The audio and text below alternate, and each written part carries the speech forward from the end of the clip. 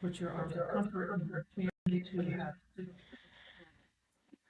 Thank you for sending your son.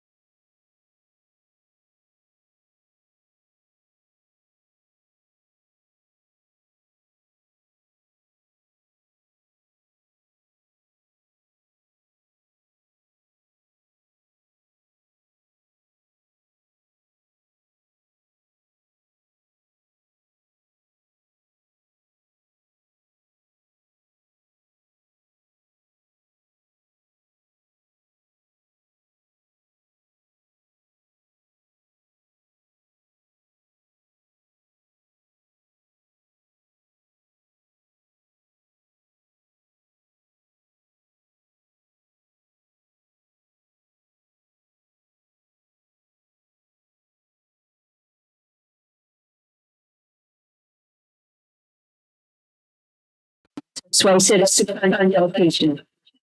No.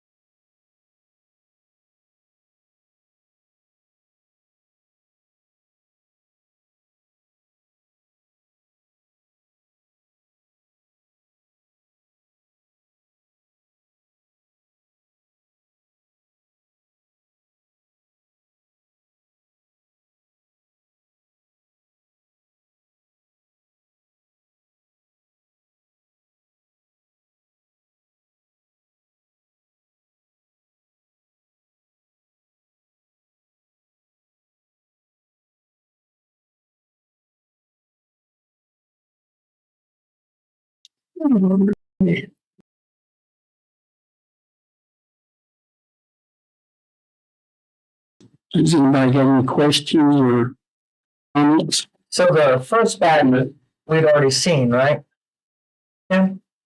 The first batch, had we already? No, the No. first batch, was the consensus. Right, that's what I mean. Yeah, yes. Okay, so they look familiar. Yeah, so the December 8th were all our new ones. Thank you. Correct.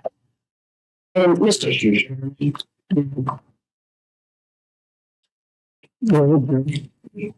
Yes.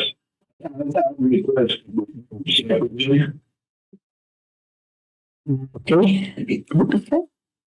And Mr. Chairman, if I might provide you all with a little additional information related to disbursements. So I was asked for some clarification yesterday on a couple items, so I wanted to share that with all of you. Mm-hmm. And so and they all relate to Parks and Recreation.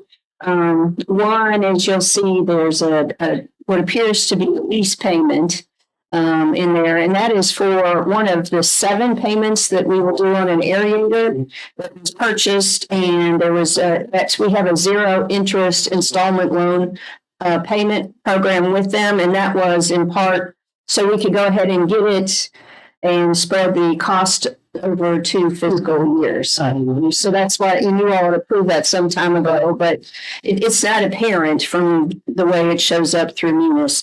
And there was also a question asked about some of the other expenditures and how they were coded related to Parks and Rec. And again, we'll start by saying we're going to be really, really excited when we are able to go live with Munis, and we'll give you an update on that later. But there are some challenges that are additional challenges that are developing, namely that lots of folks are using credit cards more than we have in the past, which then means how they get coded changes a little bit. So those were, and Kim's got all the information here if you want more details, but basically those were all items related to Jacob going to that training in Texas and the associated expenses, but he spread them out against several categories. And so we're talking about how we can code them, but again, we're hoping to go live on that item pretty soon. So we're not going to start with y'all, not spend a ton of time trying to figure out how to better code it. We'll just let you know, and when we're at Eunice, it'll be better. That's all right. But I wanted to clarify that before, Mr. Chairman, you asked for a vote. All right. Well, any other questions on the first set of disbursements? We'll take a motion to approve. Second. Motion second, call roll. All right, on the motion to approve the disbursements, is this group? November, 29. Yeah, 6A, November 29. All right, thank you. 6A, Mr. Cox, Yes. Ms. Kickenberg? Yes. Oh, sorry, Ms. Bechtel? Yes. I got you out of order. Sorry. It's okay. Mr. Booth? Okay, and Mr. Terman? Yes. All right, thank you. Well, the next is for CA 12 through 12. So, if anybody got any questions or comments on me?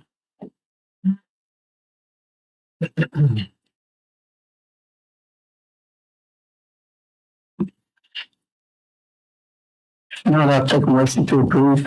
I'll make that motion to approve disbursements 6B. I'll second. Motion second, call roll. All right, on the motion to approve the second set of disbursements, 6B, dated 12/12, Ms. Cookenberg? Yes. Mr. Cox? Yes. Ms. Bechtel? Yes. Mr. Booth? Yes. Thank you. And Mr. Terman? Yes. All right, thank you. Start signing. Move along to our approval of the minutes. November 16th. I did from my P brain that we just had one meeting and I had looking for the other sets.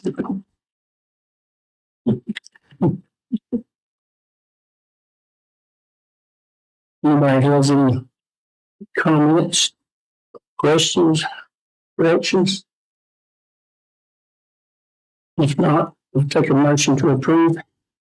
So moved. I'll second. All right, if I'm right, Mr. Chairman. On the motion to approve the minutes from November 16th as presented, Ms. Bechtel? Yes. Ms. Cookenberg? Yes. Mr. Cox? Yes. Mr. Booth? Yes. Thank you. And Mr. Terman? Yes. All right. And if I might real quickly, Mr. Chairman, want to, as a moment, I get some personal privilege. Thank you all for allowing us to modify how we do the minutes. As you see, it allows us to be a lot more timely, and but hopefully still provides enough information so people can look through that. And also, of course, we have all the recordings available, just so the public is aware of part of why we did that. On average, it was taking Cindy around 48 hours a month to do the minutes. So more than, that was, each meeting, you're correct. Each meeting. 6 hours over the course of a month. Correct. Over 2 full weeks. Over 2 full weeks, just the minutes of the meeting. So really appreciate it because it allows us to be hopefully more able to get other things done, but still keep the public informed. So thank you for allowing Yeah, it's definitely more fiscally responsible. that. Thank you. All right. Well, Dr. Miller. Thank you, sir. Good morning. Good morning. We had our December meeting last night and got to start off with recognizing Tony Morisco for his service. It was his last meeting with us. He's been on the board since May of 2019. And so being a former shop teacher, our welding shop fabricated, actually his grandson fabricated a nice little buffalo for him in his departure. So we enjoy getting to celebrate all that he's done for our students and our community. A couple of things we discussed were our tutoring plans. They're set to kick off January 8th when students return. And we are hiring 10 tutors with our all-in money. 4 have already accepted employment, and we have a couple more in the docket and looking for a few more to apply. So anybody you know that would be interested in part-time tutoring up to 29 hours a week in one of our schools, we'd love to have them go to the website and do an application there. The strategic plan, we just kind of had an update on how that's going. It's going really well. We're finishing up our listing tour this week with stops at Czech tonight and at Floyd on Thursday. We've done Indian Valley and Willis and had great response, great input and turnout. Really exciting to hear what parents and community members are saying and what they what they want to kind of help us accomplish in the next 6 years. So we're going to also have the online survey that'll go out to folks who couldn't make in-person meeting. So that'll go out after the holidays. And then we'll also be asking for volunteers to serve on our committees in certain areas. And then we'll put together some goals and objectives and start getting it into a formal document later in the spring. The spring is also, we scheduled school board visitations. So every spring the school board goes out to schools. And so we set the dates for those and we'll be publishing those on our website and school websites and school newsletters and calendars so that everyone has those dates. So we're holding strong, as Mr. Cox pointed out when I came in today. It's busy time of year for everyone anyway. And then we have SOLs and a little winter weather thrown in and early release next Thursday for break. So everybody's pretty cheerful. Absolutely. Snow is just giving you a practice runs. Yes, it's hanging on. Oh, yeah. Oh, yeah. I think I got some of that show because we had about 3 inches up there and get in this screen. Yeah. Yeah, past drug spray, don't have enough. Anybody have any questions? Nope, none for me. Yeah. Thank you. Yeah. Better night in there, I'm sorry, we had that subcommittee meeting. Mhm. I think the chairman misunderstood what I was saying about, that good youth corps they had when I was in school.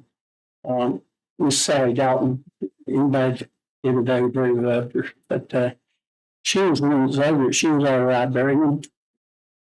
And they didn't have to hire anybody else to do it. But if I understood right, there's some of these students would love to have a part-time job or something like that. I was thinking, if you could get something like that started and have a database of students that what they was interested in and stuff like that, and maybe send it around to the businesses, especially when we have a busy season like that now. And Sorry. Yeah. sort of give them a taste of the real world. Yeah. We talked about kind of a job fair for jobs for right now and Right, just thinking about the future. Mhm. I know there's a lot of kids who would have to have a job, but people just didn't want to take a chance with them or think it'd be more trouble than it's worth. They don't realize what they're doing with that student out, Because as soon as I was old enough to come to the circuit court and get my workers permit, I've been working and I don't regret it. It's not hard. Thank I got tased real. So, anyway, that's what I was getting at, if they could have something like that, you know, so. Yes, Have a Merry Christmas. Thank you. no Christmas.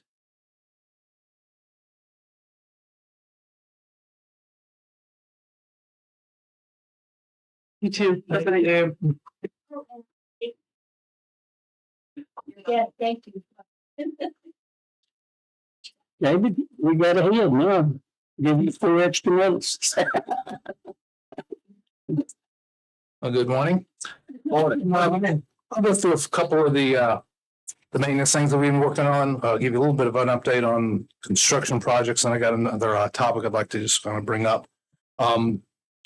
Basically, it's been a lot of different maintenance items, which is a good thing. The weather hasn't constricted us to one thing or another. We've been doing everything from machining and hauling stone on gravel roads, doing some brush debris cleanup on Barberry part of 615, and then something on Shawsville Pike, as well as some mow trim on Starbuck, River Ridge, Stewart Road, various routes in Willis. I don't have a list of routes, but we have been doing some brush cutting in the Willis area. Pothole patching on 221 and on Daniels Run, and a lot of shoulder work. We've been trying to catch a lot of shoulder, so you may notice them out there. Flagging traffic on Route 8, but it's a necessary kind of thing to do to get some of those shoulders on Route 8. Also doing a project to down a back on the curve on Elm Ridge Road. And then just, everywhere from dust on the earlier part of the weeks to having our crews out for snow, the other night, couple of nights. So the weather's been a thing. And then, deer. I'm sure we haven't got them all, but we've gotten plenty of them. So they've been all over. The construction project really we're working on in various stages, several of them. Hope Starbuck are really close. We've even been able to get out and start doing some survey work on Reedsville. So if someone asks what are those stakes or marks on Reedsville, it's still a couple of years away from actually starting, but we're going ahead and starting some survey work on Reedsville. And kind of an update on Firehouse, which has been on there. Don't know that we'll ever get enough property owners to agree for the whole thing on Firehouse, but what we're going to look at is to maybe, I hate to not do the project at all if there's somebody on one end maybe that was really looking forward to it. So we're going to look at, if it's a quarter mile, third mile, if that's what we can do. Now we're not going to do bits and pieces all the way through. If we can find an end to start on and get at least a little bit done, we'll do that. But we also don't want to push a road that nobody wants. Right. Some people move to a gravel road for a purpose. Oh, well, and that's fine. So we'll keep looking at that and not just completely the Firehouse to the side. What's the length for that little gravel section between that foot the hill and which? I'm not sure exactly. I'm less than a half mile. I don't know if it is. Is it that? It's a bit long. I think it's longer. Than that. Yeah. It's like, probably half of it. At least, yeah. Oh, okay. I'll get the total distance on that. But It's been a while since I've been through there. Yeah. Seemed like it wasn't very far. Some places you do need to get some right of way and widen it because speeds are going to increase and large vehicles can't pass. In turns. Right. So, So but again, we're very sensitive to the citizens' needs out there and desires out there. And if one doesn't want it because that's the way they like it, that's fine. But we have talked to a lot of people, and some people may be looking forward to a project. And if we can do something that makes sense and make some of the residents on the road happy, then that's what we'll try to do. But I guess you get to a point though where it's You reach an impasse. And then, and just it's say show the board public hearing and one back on, then we can always do that. it's just like Camp 5 Road, years and years. Halfway down that hill, the curve at the bottom. 200 yards or something like that was gravel. And they finally got to an agreement where they could get together. We did the same thing in Montgomery County, that Pleasant Road, which goes from the top of Christiansburg all the way down to Allegheny Springs Road. There was a section that the property owner just did not want it, would not donate, we left about a third of a mile in between. Yeah, it's crazy. Yeah. It's not that big, put a little, peer pressure on them from other residents, but not so far. No matter. It's in the matter. So, No, but that's one of those roads. We got a creek on one side, on the other. You really do need a little bit. You do need a little bit of wide. True, on this meal. So. So true. The other thing I wanted to mention, and I know I've talked to individual members here and there about it, is we've been looking at the signal downtown to see if there's any way to fit turn lanes in there without, taking up a huge amount of parking. There is a way to get turn lanes at the signal without giving up some parking. So you're looking at all the various legs, and it just wasn't violent. At one scenario we looked at, you were losing like 60 spaces, which is just kind of unviable. But there is a way to look at, and I just want to get the board's kind of idea on whether to proceed with maybe some more investigation of what it would take. But we're looking at just maybe the one leg of 221 on the Food Line side of the intersection. That one coming up, pretty steep here. There could be a way to get a left turn lane in there. It's not without giving up some parking, obviously, because we're not going to tear down any buildings. But it would mean, I believe it's five spaces total, 3 on one side, 2 on the other, right there, kind of at the dentist's office, and right there at the I'm just saying, Have you investigated that leading green where one direction of traffic goes through at a time? that would be the other way to do it. You're able to look at both of those if you want to. I would imagine making that like turn lane there at the Food Lion side is going to make right turns for larger vehicles pretty darn hard. Well, that's the thing. Even if you put a left turn in there, Well, right, you're going to move the right lane of traffic over. yeah, you move that over. Plus, you would also lose 4 spaces on the Route 8 And you're next to gonna lose the that. house, because if you make that left, for to swing out, you can't have people parked right there. So you're still looking at what 9 spots right there close. And all those signs that are on that. Yeah. Out regularly.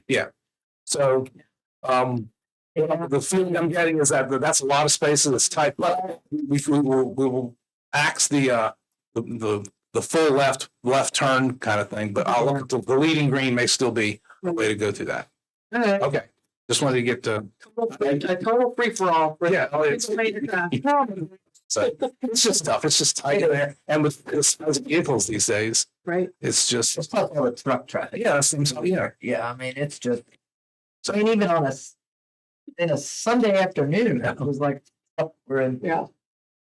Crazy. And already, deliveries are tough. Yeah. Business, it's just Yeah. it's very tight in there. So you can update on that, and we'll proceed with maybe looking at the leading green part.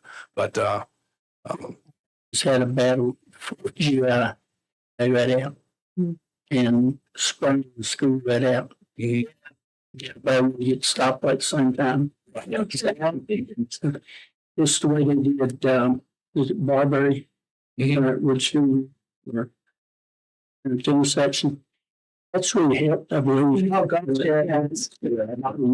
and we're still looking at maybe extending that if we can get a little bit more. Yeah. We did what we did on current right of way, but we might be a little bit more, Gotcha. but not losing the tree. Right. Thank you. So that's all I have for updates. Right. Thank you very much. Have a nice holiday. Where are you gonna start? Right, go ahead and then young fight over it. There's a couple things. One, Connor Road. This is maybe just something to look at in the future, but a couple of people making some comments about it. It's just sort of rough road conditions. They was talking if maybe they could look at a resurface or something on Connor Road. If you could check that out. Then the second one, coming back to the table with that stone wall and Daniels Run. Both districts. We talked about briefly a couple of weeks back. But if we could maybe still investigate that. Yeah. The fellow who owns the property where you would have to cut the bank off, he's in full support to do what you need to do. He's feeling the effects from his driveway as well. Daniels Run. Yeah, on Daniel's Run. On the angle, yeah. But if you could Yeah. look at that, and if we could have some type of game plan that we could pass on to him. Okay. Yeah, So- same, straddling our district Right. and even the neighbors up above him, if you needed more.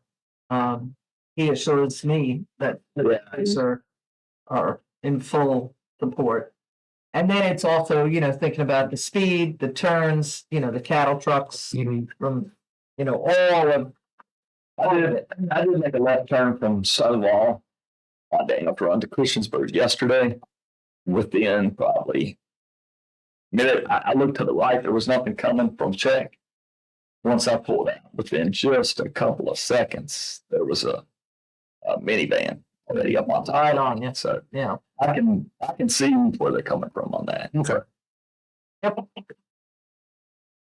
What do you think would have to be involved with it? We take a look at, we get an allocation of safety funds each year, so it wouldn't Right. necessarily have to come out of maintenance. It's considered maintenance also, so we could supplement it either way. We would just have to see, how much, how much you'd have to lay it back, where it would catch. Yeah. At the top, to how much right of way you might need. And then the stability of the slope itself. We just did a project recently out at Talbot Road from Blacksburg Right. towards Roanoke County. Pretty significant type of thing, same kind of thing. They're difficult because you just never know. Once you start taking down a slope, you don't know what's going to happen. Yeah. It's stable now, but once you start moving stuff, you don't know what the Yeah. stability is going to be like. With the increase of traffic on Daniels Run. I mean, it's gotten. Yeah, I mean, it's, Even in just the last 10 years. It's pretty substantial. thank you. And Merry Christmas.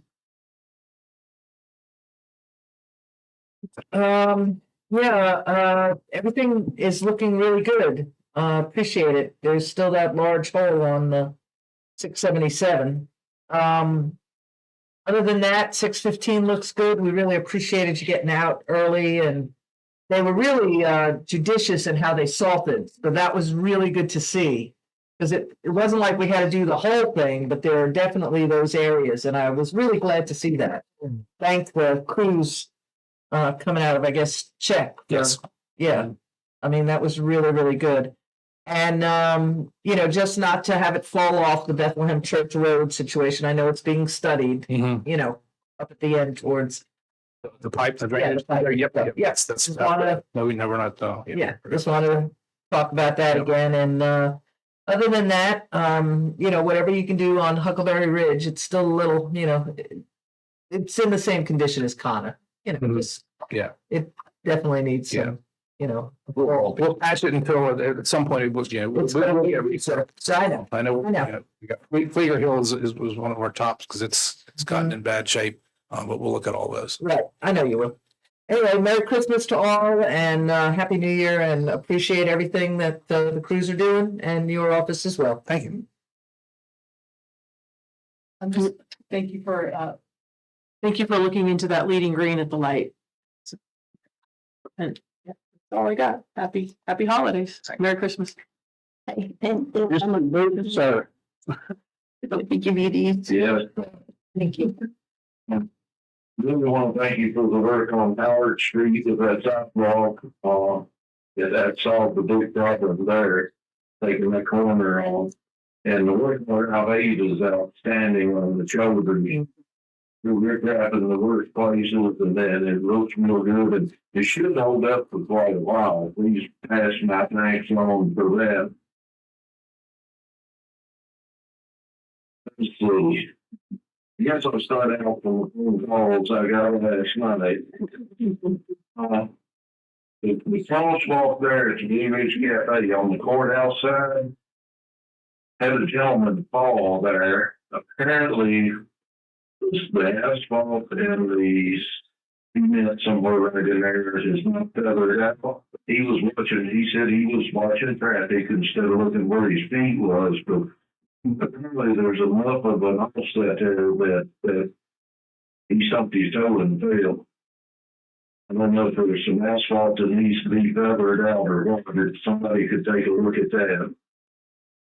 And, had a call on Music Road. You know, it was before that came on. I got a call from this gentleman about a hole on the side of the road, and, I brought it up and pretty much left it up to Mr. Coleman since it's over in his district, so I'll bring it up this time, Belinda, and I'll leave it up to you. He called and he apparently sometime not too awful long ago, we had one of our ambulances get down there on that road, and I don't know if they were coming around or what, but they dropped the front wheel over into that hole. Oh, wow. And, this gentleman said he reported it. He said very shortly after that, it did stick up some metal signs, those pipe signs. I don't know what we need to do, but that needs to get put back on the list and fixed, whatever needs to be done there. I'm not exactly sure. If you're coming in off of the Sam Reed Road, I think you go on down there to a blaze, and then there's a bunch of curves. I think it's in one of those curves. I don't remember if it washed out around the culvert end or what there. So if somebody could take a look at that. Thank you for the work on Pleasure Hill. I know there's still more work to be done there. There's still some more potholes, and maybe as they're doing 221, they run out there and throw a shovel for it. Been out for a week or so, but the last time I was out, we still didn't have the crosswalk signs. That looks to be all. I checked that on the way back, actually. I'm sorry. That may be up today. It may have been up yesterday. It'll be up this week, though. Okay, well, thank you for that. And I just want to thank everybody for what you do and for what you put up with, and I hope you have a Merry Christmas. Thank you. Let me settle back on something Jerry said about that in front of Blue Ridge.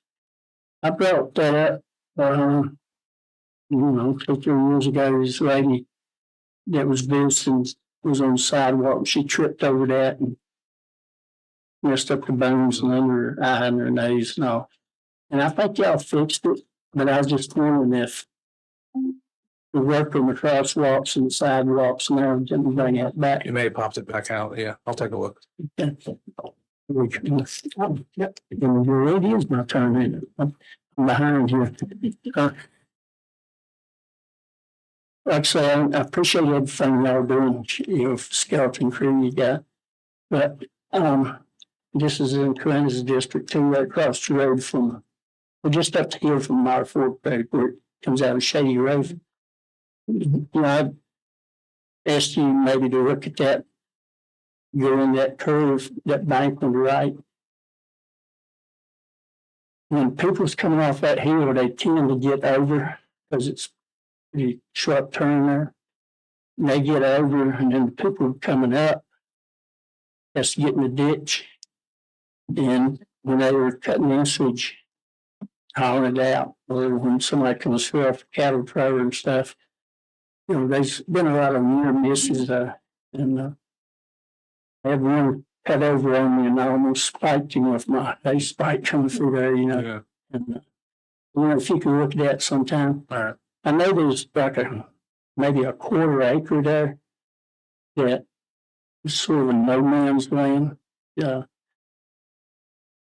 Years ago, when they rebuilt the road, they cut that part off, and I don't know why we can see where the old road bit goes up, but if you look at that, and biggest problem we had with this with snow, that rain the night before. Yeah.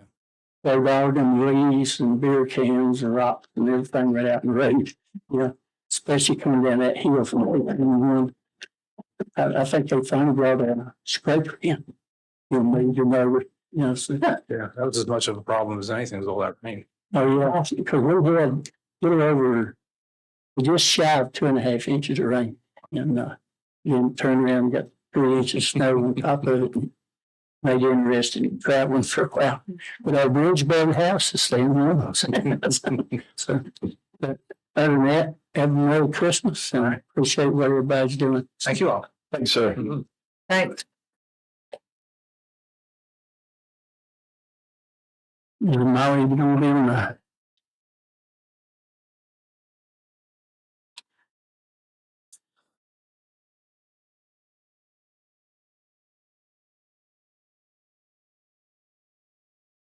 Okay, you're on now. Hi, Molly. Uh-oh, hold on.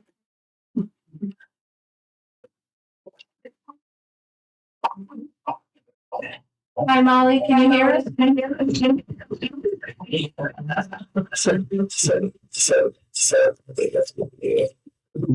switch that goes. Yeah. Tomorrow, I'm gonna do that and call yourself over the audio, and then I'll have y'all lead into the team's meeting there.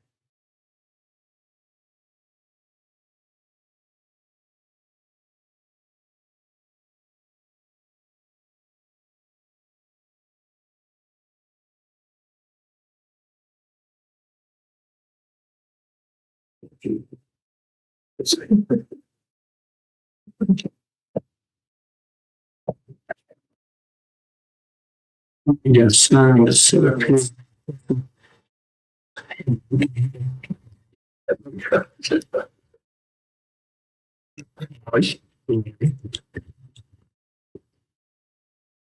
Yeah.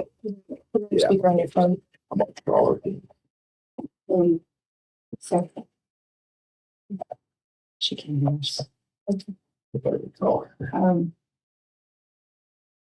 Mr. Chairman, if I might, by way of background, while Danny's picking this up, Carillion does a community health assessment kind of regularly with public input, and they had a meeting for public input recently, but it was during your last Board of Supervisors meeting, so none of us could go, which left us pretty underrepresented. So Molly and her crew was kind enough to agree to just go ahead and meet with us separately. So that's why she's coming in today.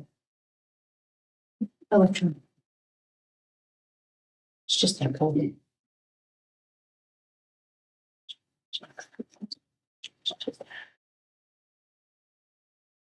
It is involved. Hey, okay, we got you on me now here. Okay. Okay. Do you still see me on the video? Yes. Let me, get my audio. Yeah.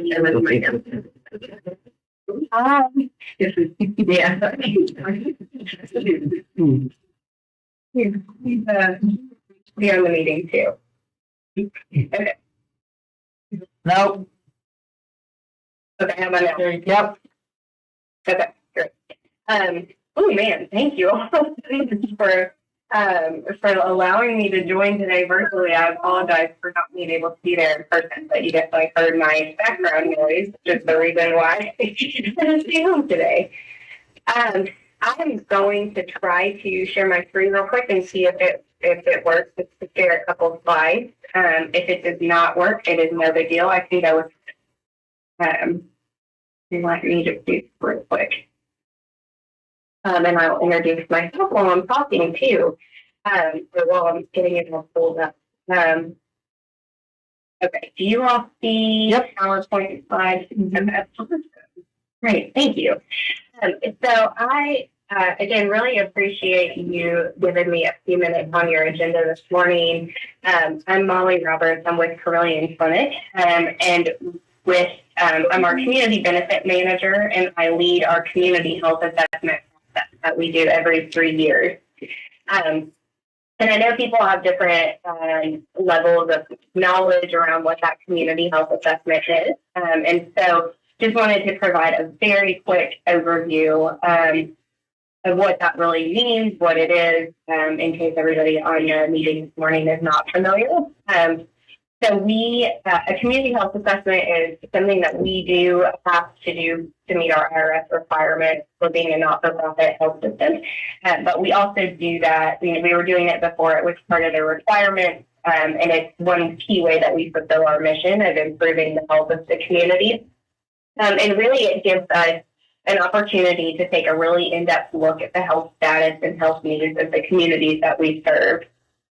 So we do this for across Trillium's entire footprint. So we do this in 6 separate areas all at the same time. And so that, for instance, the New River Valley, which is why I'm here to talk to you all today.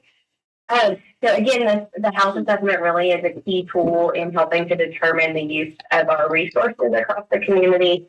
We do this in collaboration with a lot of community partners.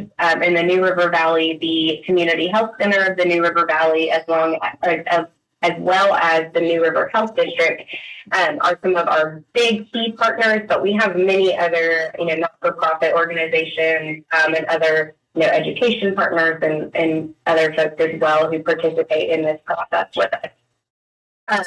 It lasts about a year where we go through the key steps of collecting data, reviewing data, identifying top community needs, and then strategic planning. So we typically have a Carilion-specific response plan as to how the healthcare system is going to work to address community needs. And then we work with those different partner organizations across the community as well to help if they're putting together response plans or even just to help guide their work. One thing, for example, in the New River Valley is we're very involved in the PATH Coalition, or the Partnership for Access to Healthcare. And the community health assessment helps to shape a lot of the work that PATH does. And there's also a group forming called the Healthy Roots New River Valley, and the health assessment has also helped kind of form that together, where they're working to bring together various networks that are already working across the community for kind of better collaboration and increased impact in addressing community needs. And so the data collection steps that we do a broad community survey, which you may or may not have seen. It's going to be open till the end of December. But with that, we're trying to hear just from all sorts of community members across our entire footprint. And then we also are talking to groups like you, different stakeholder groups, trying to hear from people about what they see the community needs are. And then we ultimately pair that up with data, secondary indicators like health status, health outcomes, cause of death, prevalence of specific chronic diseases, that sort of thing, just to kind of really help inform the needs of the community, health status of the community. And we rely on all of that data together in order to really help paint the best picture we can. The secondary data is often available for years prior, so it's usually not the most up-to-date information, but it's the most up-to-date we have. And so then in hearing specifically from the community too, and from stakeholder groups, that just helps to kind of, know if that data is kind of pointed in the right direction or not, that sort of thing. So through these efforts, it moved on me, sorry. Through these efforts, we do try to focus in on communities that we know are either more vulnerable to health issues or may have more resource needs than other other members across the community. So we try to focus in on uninsured or underinsured, people who are low income, people experiencing homelessness, various minority groups, and also geographic areas that are furthest away from healthcare and community resources. And so we really wanted to hear from you all, as representatives of Floyd, because we know there are some things that you all don't have in Floyd that may exist in other parts of the New River Valley. Of course, the New River Valley is so large that we do hear a lot from, Christians from Montgomery County. And so we're trying to kind of make sure we've got that reach to hear from other people across the community, other counties, localities, all that stuff too. And so what I am here today for really is to collect some data from you all. Unfortunately, because I'm not there in person, I have a QR code that I will share on the next next slide, as well as a link, if you could take this brief survey that we'd like to collect some information from you all, just to hear from you kind of in your own words about what you think good health looks like, what are most concerning health issues in the community right now, what are some of the good resources in the community, you know, specifically for Floyd, and then any ideas around, you know, what changes would be helpful to promote more health in the community. And so this piece really will help inform our whole look at the community and will help us collect some ideas that may lead to some of our response plans as well. And so, like I said, I was going to give you a first survey for you to just take a couple minutes and fill out. But because I'm not there in person, I do have to rely on this link for these questions. So you can scan the QR code, or you can follow the link. I can also send this and follow up after the meeting today, since I'm not there physically, unfortunately. But I'll just stop there. Again, we would love to hear from you through this survey. It's all open-ended questions. It's 6 open-ended questions, and you could really tell us as much or as little as you would like. But they, you know, just help bring some additional voice to the Floyd community to consider as we go through this. We'll be analyzing all the data in January and looking at that again with community partners in February. If anybody's interested in kind of being a part of those future meetings, please let me know, and I'd be happy to share those calendar invites with you, and you'd be welcome to join us. So I'll stop now. If y'all have any questions, I'd be happy to answer them. Mr. Chairman, if I might, Molly, this is Linda. Hi. Hi. Hey, is this the same survey? Like, I think at least Kim and I and maybe 1 or 2 of the board members that you sent to me earlier. I just want to make sure, because several of us may have done this once, but we want to check. Is this different? Okay. Yeah, I think this is a different one. We'd have to go back and check to be completely, but I do think this is a different one. But if you do this and you've taken it before, then please feel free to take it again. So we would need it twice. But yeah, I think this one is different because it's really like open-ended questions, or thinking in your own words, some of the things that the community. Okay, and if I'm not sure for the board members, she just sent this to Kim. I believe, was that not what you just said? Oh, okay, sorry. Molly, could you go ahead and send this to Kim and I as well? And then if it works for you, Mr. Chairman, and you, Molly, then I'm certain these folks would be happy to fill it out, but they might want to think a little bit about their responses and then get them to you. But if that would be all right. Yeah. For me, and if you want to take a week or so to think about it and get back to me, that'd be good too.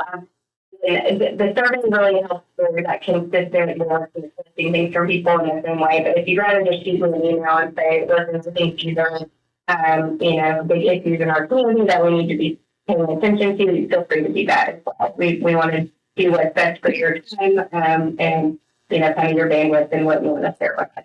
But yes, I'd be happy to send this out and start it and get you that in advance too. Changing plans this morning really threw off what I was going to do with you guys today. Is that all right, Mr. Chairman? Any other questions? Mr. Chairman, may I? Apologize for not being there in person. I'm at home with a sinus infection. Had several conversations with citizens that were seeking our help or wanting to know what control we had over the healthcare system, which we laid to them that we had none. So, but one of the ones in particular that stuck out, that it takes so long to see a specialist. When y'all do these surveys and compile this stuff and see increasing cases, does that tendency lead to hiring more doctors? Or, and I know that's more on the business end than the medical end, but I had one lady that said it was almost a year before she got to see the specialist she needed to see. Yeah, that's really an excellent question, and unfortunately, I know how how challenging specialists and in a lot of communities too, even just that primary care, not even specialists, it's very hard to get in everywhere. We have a whole other team that does more of that like business planning side, but they do take into consideration what we're hearing from the community through the community health assessment too. So this does, like, the health assessment is not the only thing that's informing those recruitment efforts and figuring out where we need more providers, but it does become part of the bigger picture overall. Unfortunately, there are it seems that medical professionals are harder to come by than you would think right now. It's really hard to get people into any open positions, whether it's specialty or not. And so, yeah, I definitely hear your concern there. And I sincerely wish it was better. I'm hopeful that it will get better in the future, but I think it's going to be challenging for a while still to kind of cut down on those wait times and have a more adequate number. And also, now, and I should have said, I'm sure each case is unique to itself, so I don't know all the particulars down to the details with these cases.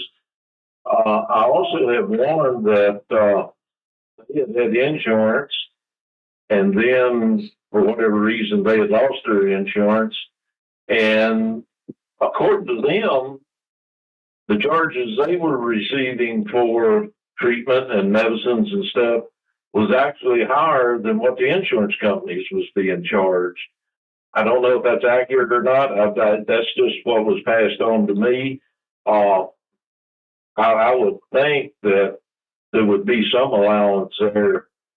I know you have programs to help people. Is that correct? Yes, that is correct. And we have a financial assistance program that people can apply for, which is generally, they do have to apply for it, but it's a pretty generous one as far as what their income and assets look like to qualify for that. But you're exactly right, though, that they're, because of the nature of contracts with different insurance companies and even with, the public, like Medicaid, Medicare, those charges can vary based on whether it's under, an insurance contract or not. And that's a whole other thing, I think, for another day. But yeah, that's a big one. It is a big one. Well, thank you. That's all I had, Mr. Chairman. Thank you. Anybody else? Yes, Molly, this is Linda DeVito Cookenbook, supervisor of the Little River District here in Floyd. Overall, what stood out from all of your data collection so far? In a brief synopsis, I'd just like to hear. Yeah. Brief synopsis. The data that we've looked at the most so far is really that the secondary indicators, non-health status, health outcomes, and what's really standing out is, and I think that we'll hear it backed up through this form of data collection through our broader community survey too, is those access to care issues, like that have long wait times to get into providers or not even being able to get into providers. And we see that in the secondary data when it talks about like the ratio of providers that are available for, per population, if you will. So I think those are a big piece of it. That's the whole access to care. And then also, kind of specific to that realm, dental care is another big one that, really across the board, there's not enough access, especially for people with Medicaid, but across the board, dental care is a really challenging one for access. And so we see that in the data as well. Overall, mental health challenges are something that people still have a lot of concerns and struggle with. We do think that the pandemic worsened mental health issues in general, made just strange things in a lot of ways as far as people's life experiences and just adding a lot more mental health strain. And so that's been a top issue in our needs assessments for a number of years, but we just continue to see it really being something that everybody is saying, like, this is a challenge in the community dealing with mental health issues. And then we do still see a lot of people, with concerns around chronic disease and healthy lifestyles. And when I say healthy lifestyles, I'm really meaning like access to fresh produce, fruits and vegetables, things like that, that can help, help manage chronic disease as well as help people live a healthier life. So, Yeah. I was wondering if food insecurities showed up anywhere. Yeah, we do look at data around food insecurity, and I can't recall off the top of my head, but I'd be happy to follow up because I know we have some pulled around what that looks like in the community. And that data is pretty good as far as the secondary data available. It's more recent than some of our other sources, which may be a couple of years old. So yes, we do see that one too. I would not be surprised if that remains something that's kind of on at the top or at the cusp of being at the top, but I'd be more than happy to actually go ahead and do a quick look and see if that's showing up in the data and follow back up with you all. That'd be great. Thank you. Mm-hmm. Yeah, you're welcome. Anybody else? I look forward to taking the survey. Although I did kind of look through it quick and I got to the exit page and it won't let me go back, so I'm not sure what I'm going to do. I skipped ahead. If you need to, you may be able to just close out and reopen it. And they started that too. Oh, yeah. I'll just use it on another browser, I guess. Yeah, hopefully that'll. If you have trouble, let me know. Oh, yeah.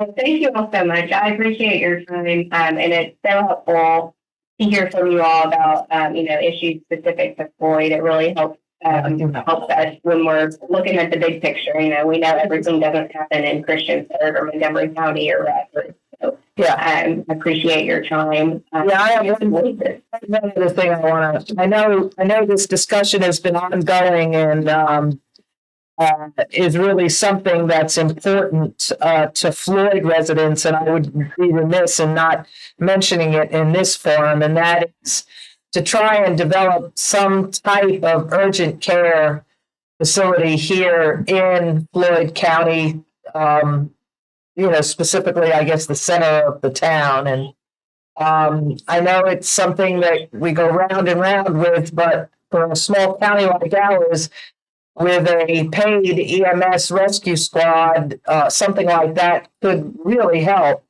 to alleviate travel times, not just, sending patients to a hospital when they might not have. I mean, it just seems like it would be a win-win for everyone. Mm-hmm. So I don't know. Yeah. I know we've been talking about it in various ways with various people, but like I said, I'd be remiss if I didn't say something to a William Clinic representative here and now. Yeah, sure. And thank you. I appreciate that. I've written that down too. Yeah. Okay. Mr. Chairman, if I might, if I can clarify, so this survey, is this primarily for the board or is this something you would like us to share or them to share wider, just so we know what to do? Thank you. Yeah. This one is primarily for the board. If you have other people though that may be service providers employed or, kind of on that stakeholder side where they're really working with the community to help provide something or overcome barriers, then feel free to share it with those type of people too. It's just not targeted for kind of the broad community. This one's not. Gotcha. Thank you. Thank you. Welcome.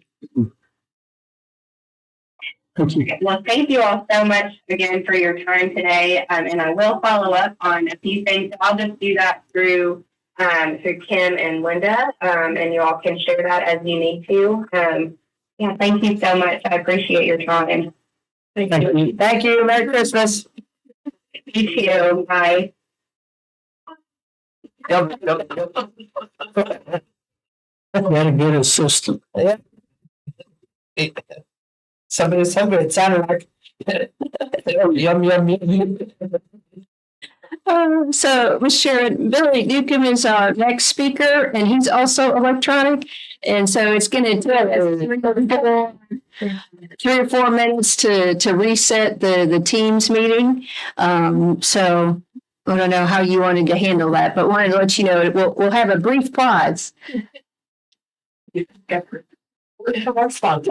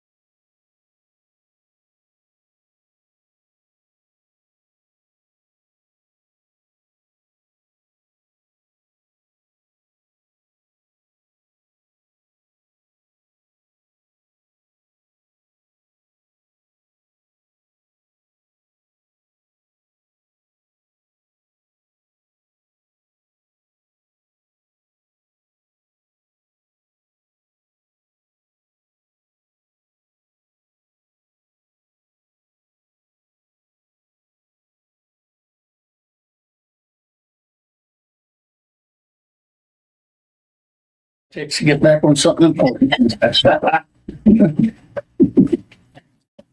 All right, we're back up and running. So,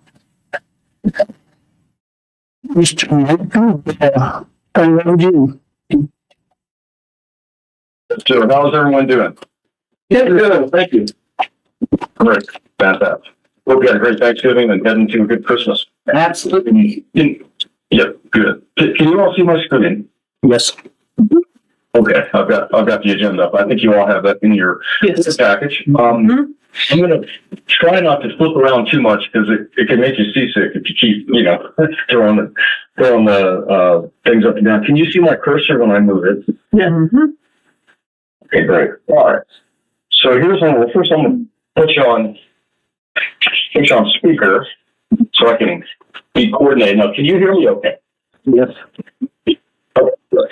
All right, I'm just scrolling down to the map. Just want to get you oriented on the things that we'll talk about. I'm gonna update you today on the landfill assessment and corrective action groundwater monitoring program, and talk about that under drain and what we've done to date and what we would like to do the objective for the under drain, of course, is right now is to get rid of the iron to the extent we can so that it stops staying in that creek. There's a little bit of regulatory issues that we'll talk about, but I'm getting out of order here. I'll get to that soon. So today, we will, I'll give you an overall summary of the monitoring program. We'll talk a little bit about NW21, and nothing has changed, but I just want to remind you of what the discussion with DEQ has been recently. And then we're gonna talk about the underdrain, pardon me. And the underdrain goes from approximately somewhere in this area. I'm not sure if anyone knows exactly. I know Cheryl was on the county staff when it was installed back in the day, and the idea of the underdrain was, to my understanding, was to essentially lower the groundwater or dry out that what used to be a drain area, so you can continue disposing of waste here. And that underdrain flows or trends this way down to about where we have this monitoring location called S8, and it runs to the west, or just on the west side of that sediment basin that's down there. And again, that sediment basin was established as part of erosion sediment control during landfill closure, my understanding, but it's actually served a lot of good purposes for stormwater flow control and actually doing some treatment. So it's a good feature to keep in play. But that underdrain flows to this side of it, and then under the berm where the overflow from the pond goes out, but under that berm, and then the underdrain discharges right at about S4. This is the sampling location we call S4. That's all under the AEP easement, by the way, but nonetheless. But before we jump into that anymore, let me give you an update on the groundwater. I'm going to scroll to the summary table. The landfill is continuing to be in the assessment and corrective action monitoring program. Progress is being made, but the old saying about, the last 10% of any job takes about 90% of the effort. And that's certainly true when you talk about eroding or degrading chemicals in groundwater. The lower the concentrations get, the slower and the less, the more time it takes to continue to degrade them. Part of that is because these chemicals, when they're being attacked by native bacteria, they are the food source. And then as the food source begins to disappear, of course, the bacterial colonies will reduce themselves as well. So things just start to slow down. And this is a good example of what we're seeing out here. The top part of this table is from monitoring data that I took from our database from May of 2008. And I just selected that date because it was a good distance in the past, there's nothing magical about 2008. But as you see, compared to the bottom part of the table, which is our most recent sampling event, we see fewer wells now with chemicals in them that exceed the groundwater protection standard.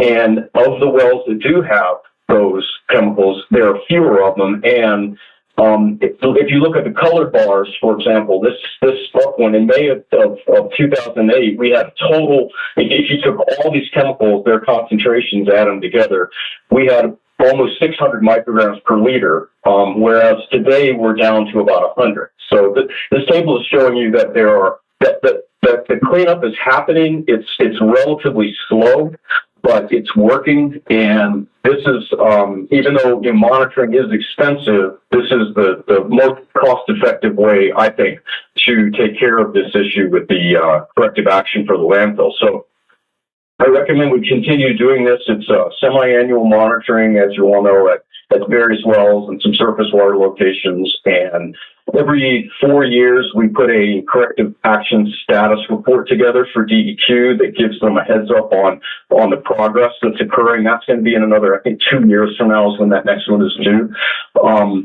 So again, just to sum up that discussion, we're making progress. There is there's no way at this point under the current regulations, there's no way to petition DEQ to either reduce or terminate monitoring. We had taken some wells out of the network several years ago that weren't necessarily needed, and DEQ approved that. So we were able to reduce costs that way. But at this point, when you look at the bottom part of that table, NW2, 7, 8, all the way over to 4, those I guess we'll call them the offending wells, will continue to have to be monitoring under the regulations. Is there any questions on that part of it, on the groundwater monitoring program? Any questions, Jerry? Yeah, I'm just trying to get my phone off mute. Good morning. Good morning, Billy. Good morning. I know, I see where you're talking about this underground pipe. Yeah, on the upper end, if you go back to your map, on the upper end of it, there was a spring up there that on adjoining property that we at one point in time was having a lot of trouble with iron coming off of that property. Is that okay? Would that be contributing to what we have right here? Yeah, it sure would. Yes. The iron staining in that stream that's coming out of the underdrain is notable. And if there was iron staining in the upstream spring, like you're saying, that gets into that underdrain pipe, that would certainly contribute. I can't tell you right now if that's the source of all the iron that's coming out, because we do see some chemicals in that underdrain that are clearly part of the landfill. They match the groundwater signature. But it's certainly that a lot of that iron could be contributed from that upstream. That's for sure. Well, and of course we've had with the water table changes, we've had a lot of wells throughout the county, but especially in this area that has had iron. I live in that area that had iron in the water, had to go to filtering systems and various stuff. I guess what I was wondering, do you recall the last time anybody actually went out there and physically saw where that original place was and see if we are still getting iron from it?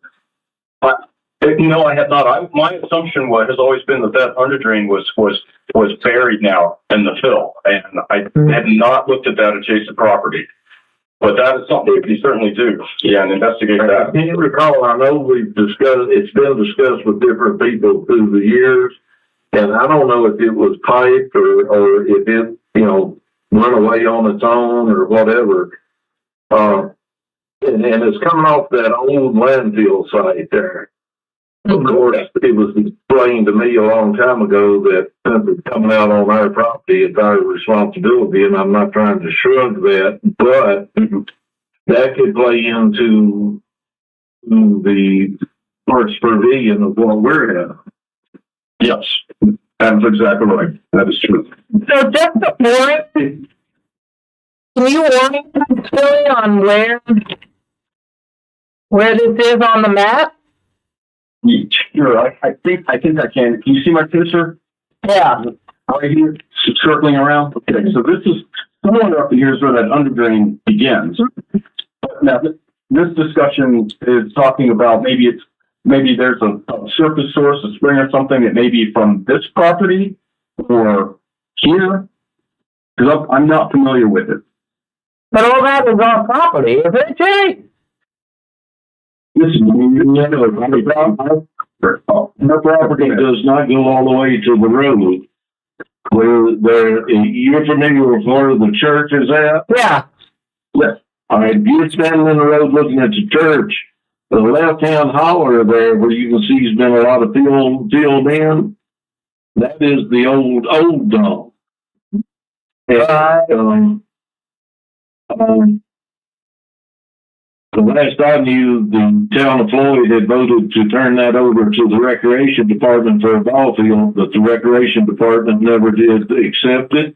So as far as I know, that's still town property. But from what I understand, it's not coming out on the town property, it's coming out on the county property. And since it, years ago, went around with some DEQ people and they said, well, since it's coming out on your property, you have to deal with it.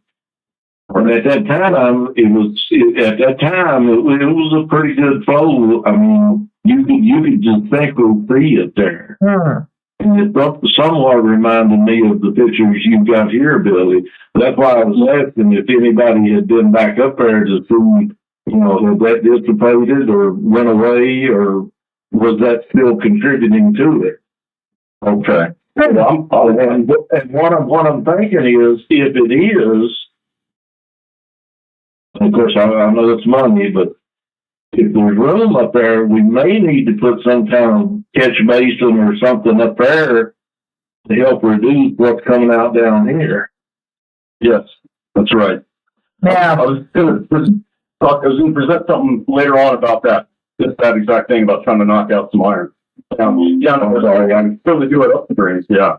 Yeah, I mean, if that's Billy, if that's part of the problem, that it's upstream, that would seem to be a good place to start containment. Yes, agreed. Well, I will look into that. I'll figure this out. Yeah, this is good information. Well, I just wanted to mention that, and I wasn't sure other board members were aware of that original problem or not. I mean, I'm going back into the 90s when we realized that was the problem. Yeah.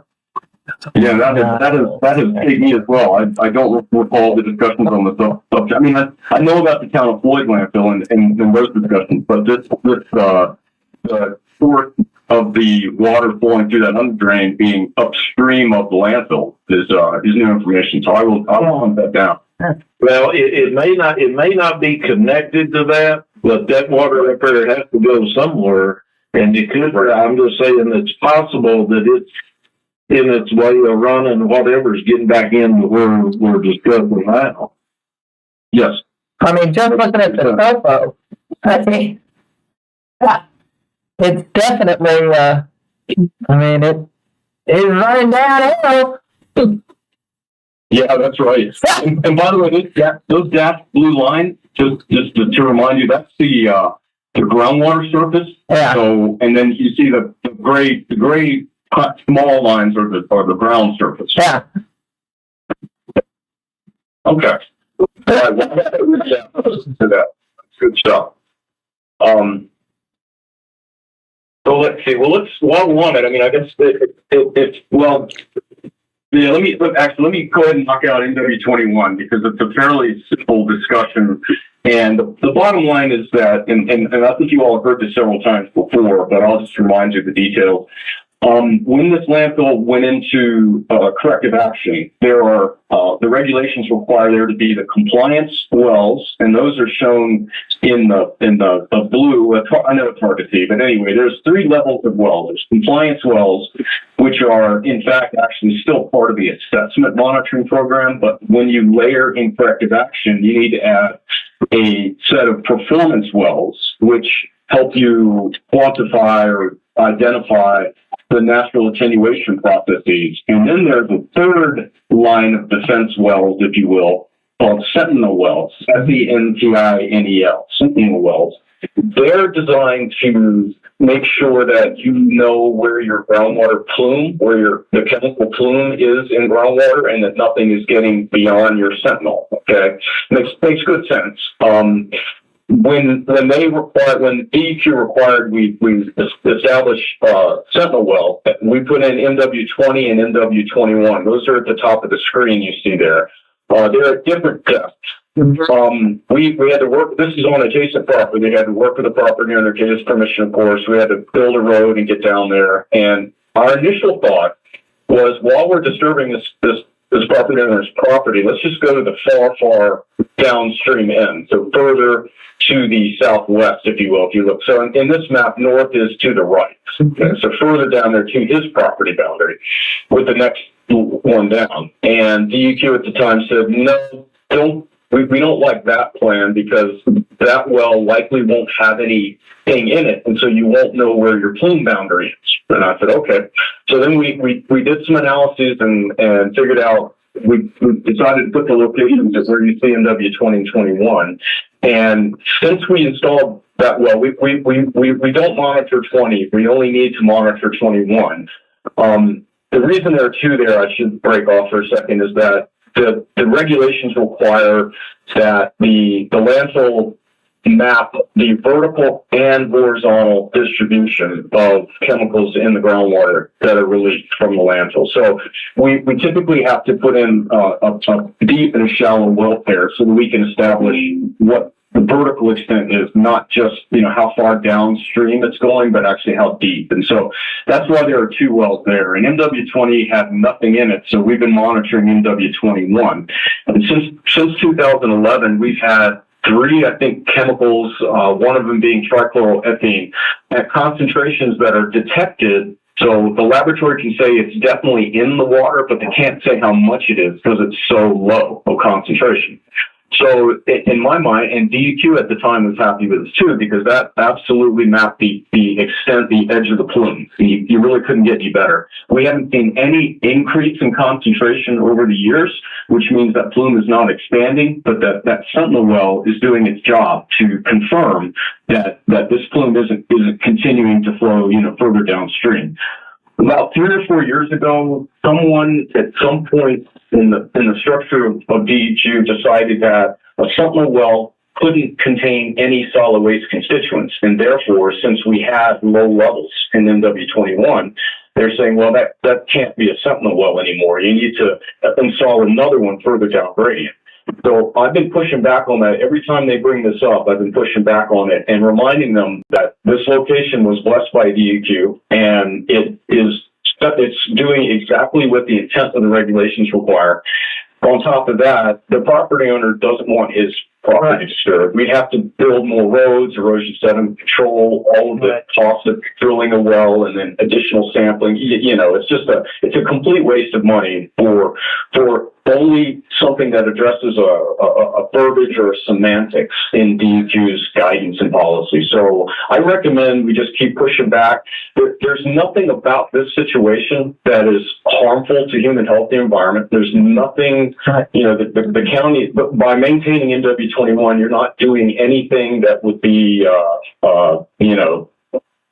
that has, in my mind, negative consequences. You're just maintaining the exact intent of what the regulations are requiring you to do. So I think holding your ground and pushing back on DEQ respectfully is a good strategy right now. Certainly better than asking that property to drill on the well. So that's the recommendation. Stay with that. Yes, sir. Never heard.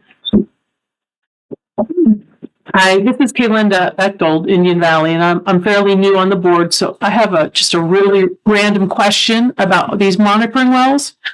Do we know for certain that all these wells are connected to the same water source, or are they possibly in different water fissures that might not show contamination or picking up is monitoring well 20 that showed nothing, but 21 did show something?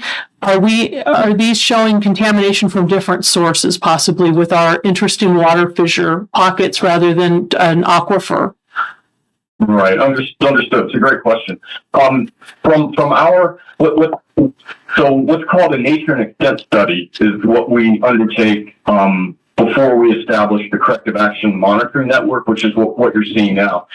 That the intent of that is to identify the like I said, the horizontal and the vertical distribution and flow rates of the plume or multiple plumes. In this case, we in fact do have two, one going in southwest, one going southeast. But that program when we look at the distribution of the chemicals, the concentrations dissipate, further away from the landfill, and the identity of the chemicals and all of the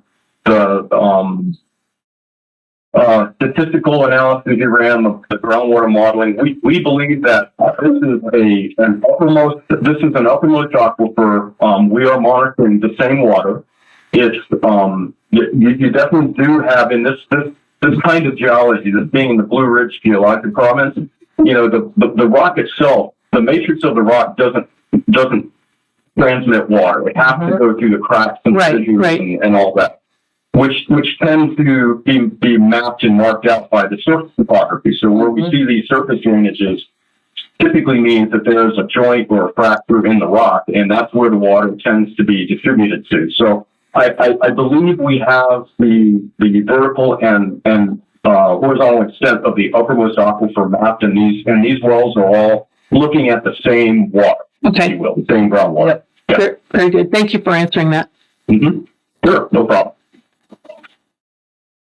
So I think, like I said, I think NW21 is exactly where it needs to be, and if the DEP wants to continue to push on this, and we can't find a resolution, with a letter standpoint, then maybe the thing to do is to get some folks together and head down to Roanoke and meet with DEP there and just act it out in person and make sure they understand the pros and cons of what they're asking for.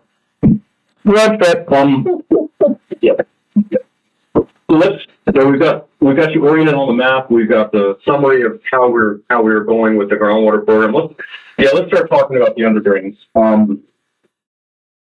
So back in 2016, or I should say not underdrains, not plural. It's just one. Sorry. Back in 2016, we and I believe Mike Short was also out there as a contractor. We excavated the underdrain at, and I apologize. I'm going to run back up on the map here. And like I said, I hope I don't look the C6 here. So again, just to remind you, underdrain flows somewhat through here to S8, beside or just a little bit under the pond, and then discharges down here to S4. So in 2016, we dug up the underdrain here at the sampling point S8, and we capped it. We capped the upstream end, if you will. Okay, but we left this end open, and that water was flowing into the pond, and then essentially being treated in the pond, metals and such things percolating out, and then it continues to flow surface-wise through the overflow structure here and then down the creek valley. And we sampled this water several times. We don't see any issues with this water. So I think this is a good solution for this part of it. The S8 was plugged, and yet we were still seeing a lot of water coming out of S4.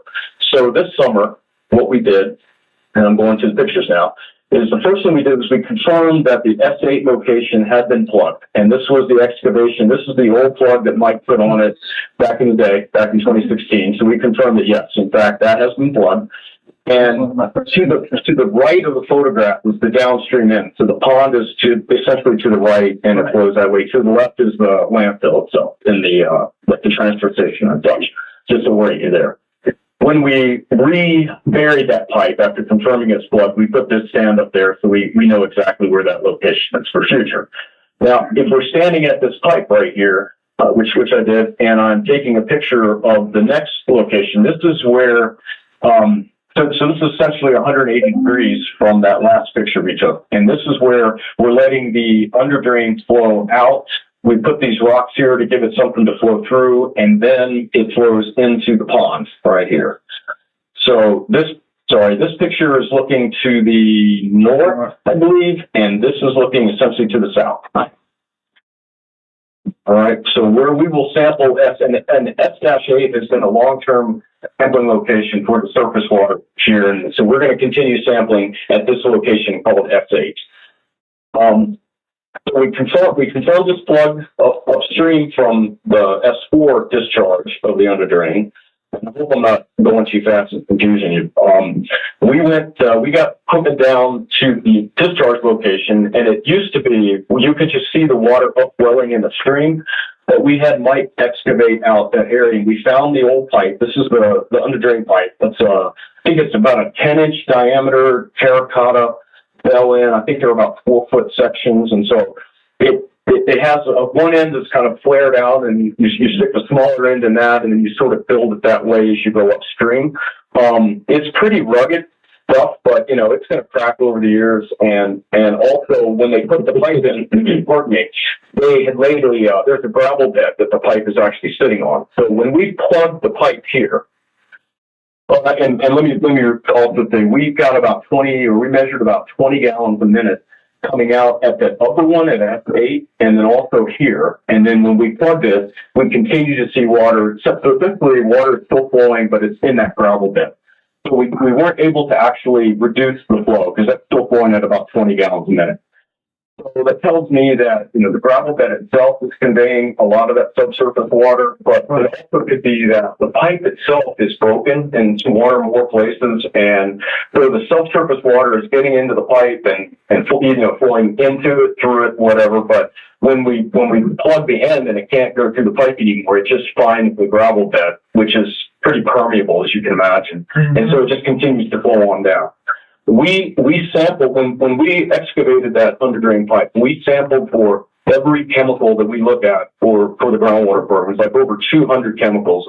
And the only ones that we saw in the, so let's call it raw water right out of the pipe, the only ones we saw that were of any notable concentration were the same ones that we have been seeing at that upwelling sampling location for 20 years now. It's vinyl chloride and cobalt. Those are the only two that exceed any groundwater protection standard. So that, in a way, is good news. I was concerned that once we didn't have the dilution and the dissipation from the water coming out of the pipe and then getting to the surface in the stream, that we might find more chemicals. So we needed to answer that question. And luckily, or not luckily, but fortunately, we are not really dealing with anything worse than what we thought we were dealing with in that water.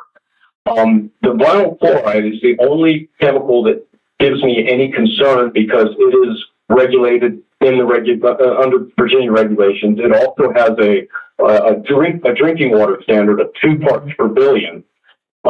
We typically see that vinyl chloride just above that. I mean, it's just barely above 2 parts per billion. It's very low in concentration, but nonetheless, in the world of solid waste regulations, it's on or off. You exceed or don't. So it doesn't. No one is going to care that it's only a part per trillion above the standard. It's just they're going to call that a regulatory issue. So we do need to deal with the vinyl chloride, but the good thing is once that vinyl chloride, which is very volatile, meaning it likes to just it disappears, dissolves, goes off into the atmosphere, etc. Once you get a couple of feet down from the discharge in that stream, that vinyl chloride is gone. It's just not a problem. So really, all we're really dealing with now is the aesthetics, if you will, the iron. So what we'd like to do, and this, so I'm kind of going into the future now. What we're thinking about, we need to get back out there and dress that area, make it look better. And the thought we had was to make it, get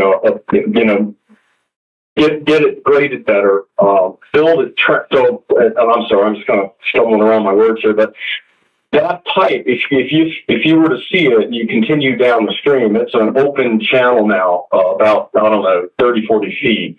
So we'd like to get that dressed up and fill it with carbonate bedrock, so limestone or dolomite. And what that will do, as opposed to some of the local rock there in Floyd County, but these carbonate bedrock will chemically help remove that iron. It'll precipitate the iron out as iron sulfate.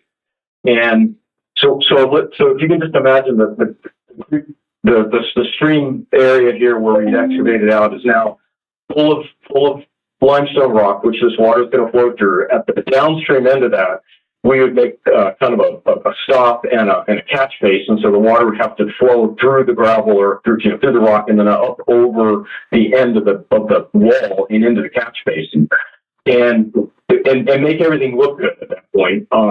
Then we continue, monitoring it, and if that carbonate bedrock does its job, then we should see reduced iron.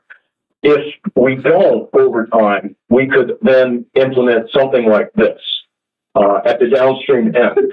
And this is essentially, this is a bunch of straw bales that are covered by a permeable fabric. And then the structure itself is maintained by these paddle gates. As you see, they're just kind of put together in a ring. Now, this is a much bigger structure than we would need. We would need maybe one or two of those paddle gates at most. But I have seen these work, I've seen that operation, and the water just flows through a couple of concentric rings. And if you see to the right of the photograph, this is how the water's sort of seeping out the bottom there. It really reduced a lot of the concentration. So this would be maybe a long-term option if we can't get past the treatment to take care of that iron. At the end of the day, if we can get that water cleared up that's going into the stream, that's going to make DEQ a lot happier, and it's going to make everyone's life a lot easier. However, I do want to caution that downstream area below the sediment basin, within and beyond the AEP easement, has other what I would call groundwater springs, and they are showing iron concentration too. The difference is, even though they're showing iron concentration, they're not showing that vinyl chloride or that cobalt. So we wouldn't necessarily be regulated for dealing with those things. The only reason this underdrain is causing a problem is the aesthetics don't look good, but it does contain a couple chemicals, cobalt and vinyl chloride, that exceed regulatory standards. So DEQ is going to make us do something about it, or the regulation. But the other ones don't. We've sampled many times all up and down that stream, and we don't see anything in those other discharges except the iron. So this structure you're seeing in this picture might be something we would look at doing later down the road if we don't get what we want to see coming out of that stream area that we would fill with the carbonate rock. But either way, we do need to get there, and winter's the time to do it. And get down there and dress that up, make it look a lot better. Try to get some revegetation going and take care of that. But I think that's everything in a nutshell, and I've been doing a lot of talking. I do want to open it up to any questions. Mr. Chairman, may I? Go ahead. Billy, if you could give some examples just for us and for the citizens listening of where the cobalt comes from and the vinyl chloride, what kind of product? Okay. Well, cobalt is a naturally occurring element. It's inorganic and it occurs everywhere. It's got a chemical structure that makes it like to replace iron in certain minerals, and so it can be pretty commonly found everywhere. The reason cobalt has become an issue over the last few years is because the groundwater protection standard that is associated with the cobalt under the regulations it was reduced and reduced by like a factor of maybe 100, if I recall correctly. So because that standard dropped, then anywhere we're seeing cobalt, it tends to exceed that standard. I think that at the end of the day, cobalt is not going to necessarily be a problem, if you will, but the vinyl chloride, that's the organic compound we see in this chart. That can be from two different sources. It can be a direct source from solvents, degreasers, paint thinners, things like that. Okay, light industrial or household industrial type chemicals that are very, very common. But the other thing that vinyl chloride does is it is the end product of the chlorinated volatile compounds. And when I say chlorinated, I mean it's got chlorine ions attached to its chemical structure. It is sort of the last one in the chain of the natural breakdown of the higher order chlorinated chemicals. So for example, dry cleaning fluid is primarily either perchloroethylene or trichloroethylene. That just means that it has either 4 or 3 chlorine ions in its organic molecule structure.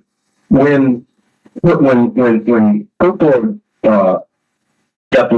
degrades, through either natural processes or some, however that molecule is attacked, it tends to cleave off one of the chlorines, becomes trichlor. Right. Then that is further down to dichlor, and then at the end of the chain, you've got vinyl chloride. Right. Sorry, to answer it in concisely or somewhat concisely, it's either it's most certainly coming from the landfill. I don't have, I think it would be a really difficult threat to say we may have an off-site source for that, but it's either coming from the chemicals that are, normally in household waste, or it is the degradation product of the natural attenuation, which is the corrective action of the facility. Mm-hmm. And again, just to reiterate, the iron isn't a human health issue, it's aesthetic, right? It's staining. And it also, it stimulates, there's a concern in terms of the critters that live in the stream, because the iron makes bacteria and algal matting, and that can affect the ecosystem. But and EQ has done some work down there to look at how those water species are faring, and there's some stress down there, but it doesn't look to me like, from what I've seen, that there's anything.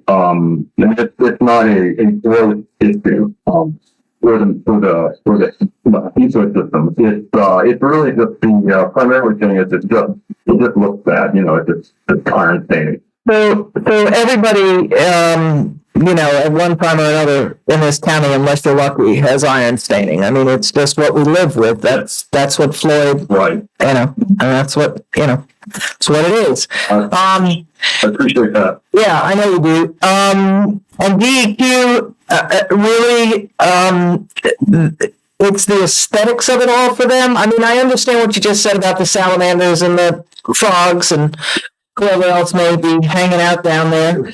But I just, it just seems like an awful lot. And I mean, I'm not trying to skirt anything that we should be doing.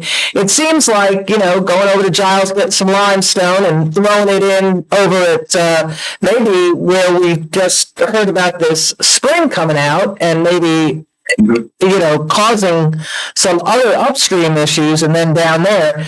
How long do you think it would take to dissipate some of that color? The chemical reactions pretty clear. Pretty quick, huh? This is all pretty quick. This is all inorganic chemistry. It's not, I know. Yeah. So I think that, the fact that we would have about a 40-foot run, I think, of that flow through that limestone, we should be able to see within a matter of weeks a change in the water quality, and that will know that we're working. Now, the problem, of course, is as that chemical reaction continues, you may armor that. By precipitating iron out, you may end up encapsulating the rest of the calcium carbonate that's in that bedrock, and then we may have to swap out. We may have to freshen up the limestone every so often. I don't know. It just depends. Depends on the flow rate and how aggressive that water wants to be when it gets in contact with the calcium. Okay. I have one quick question regarding cobalt levels. Since cobalt is naturally occurring, and this, we're getting ready to hit the radar. Have we tested the cobalt levels in the surrounding wells to see what our naturally occurring cobalt level is, or is it just a significant problem at the landfill? Well, let's see. We did do a battery of adjacent property private well sampling in the past, and we had no concerns on any of the water quality that we found in those wells relative to what we monitor at the landfill. We have not done a systematic study of what the natural distribution of cobalt is, because it's gonna vary so much. It just depends on what minerals are present in a well's screened interval, if you will. But to come back to I think the intent of your question is the distribution of cobalt that we see in the landfill monitor wells, which we have a lot of data for, because of course we've been monitoring for decades now. It shows what I would anticipate to be a normal distribution of any of these 2+ valence inorganic elements, Okay. be it iron or cobalt or whatever. It's just, I don't see anything that sticks out. The real concern that people have had over the decades for cobalt, of course, is if you're in, let's say, like Hanford nuclear facility, right? This is their radiometric cobalt is really the concern, and that is obviously not going on. So we do not have a nuclear reactor here at the lab. So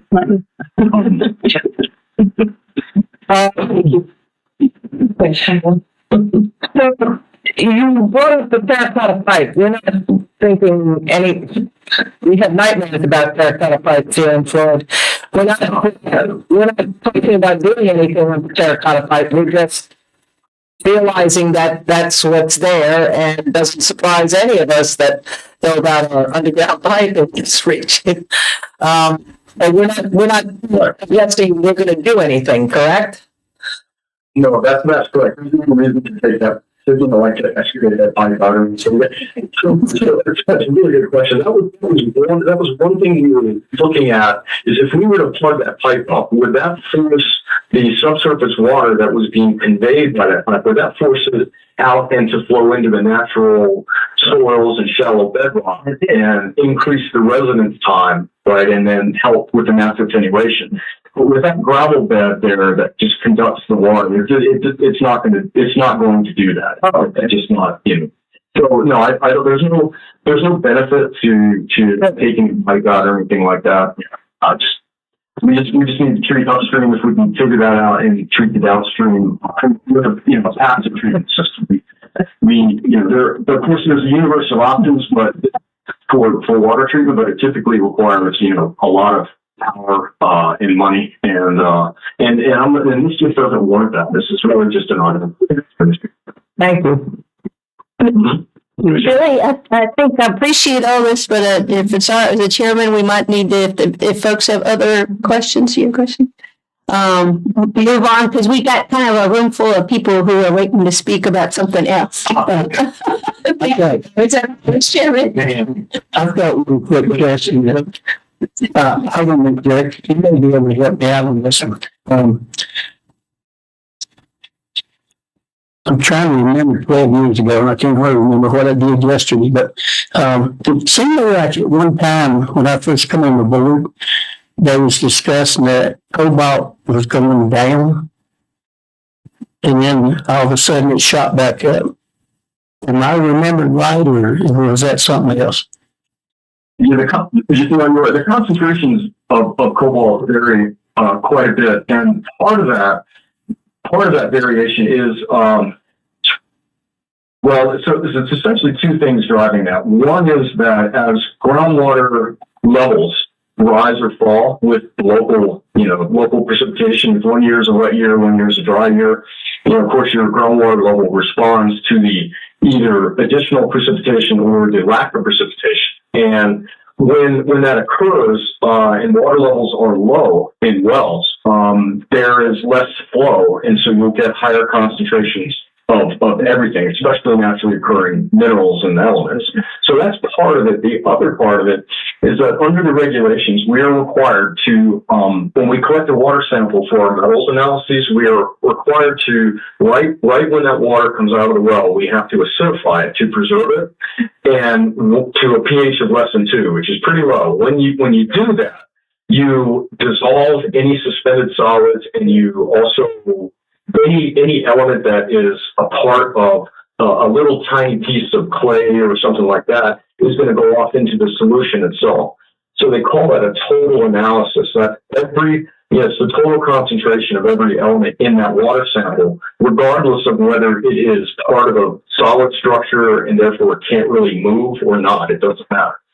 We're required to do that under the regulations. Now, the other alternative, and if this was a surface water monitoring program, what the regulations would require is that we filter that water first to get rid of all the sediment and then acidify it. You know what I mean? But we can't do that. So sometimes when we see variations in metal concentrations, it's not really a change in the metal concentration. It's just a change in how much sediment ended up getting entrained in that sample that was collected. And that kind of feeds back into, if you've got low water levels, you're probably going to have high sediment concentration because there's not much flushing through. So, yeah, I'm never surprised to see variations in cobalt concentration or any of those are inorganic. I think Gary had a question for you. Yeah, just real quick. I know when it started, excuse me, we did testing. We tested wells and surface waters there in the 90s. And I was trying to think, I was thinking we may have done it again in the early 2000s. Did you check and see when the last time that was done? And let us know when that was the last time that we would actually check the wells and surface water off site? Yes, I sure will. And it's a somewhat expensive process, but yeah, if it's been a long, long time, we may want to consider doing it again sometime. Okay. That'll be just fine. Yeah, that's something. Let me find a little last step and I'll get that to you. I know that we, of the sampling events that have been completed for the residential wells, we've never found any issues that we were concerned with. I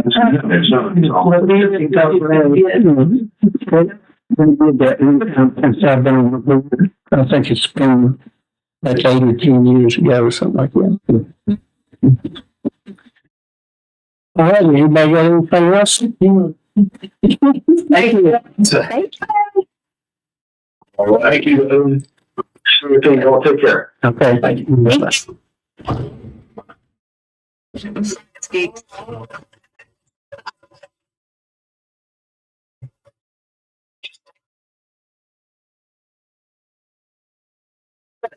Class. Wow. This is one there. You remember Gary? Yeah. That's when we ate down there with brilliance about it with blue wings.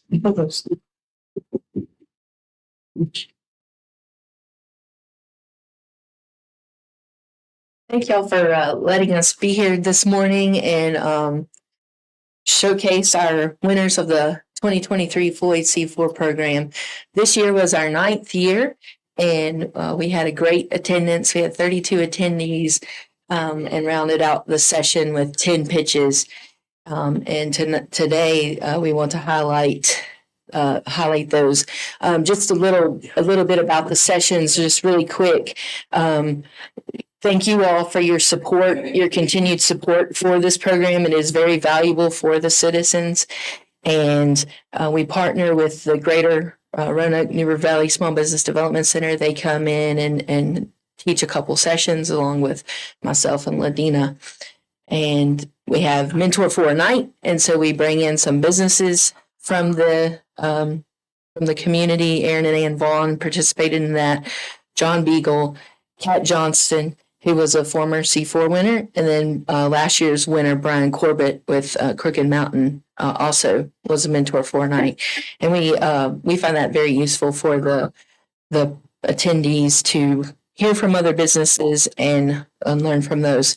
But right now, while we're here, I want to introduce to you, and then after I introduce them, they'll each come up and give a minute or so description of their business and introduce themselves. But our honorable mention winner was Rose Thomas with Rose's Cookie Shop. Third place was Jenny Moonen with Moonlight Manor Bed and Breakfast. Not with us today, but second place winner was Rowan Chantal with the Chantal Coffee Company. And our first place winner was Kim Delaney and Leah Cantrell with the Book House. And so it's my pleasure to introduce the winners to you all and let them come up and speak. So we'll start with Rose and kind of work backwards. Thank you all again for your support. Good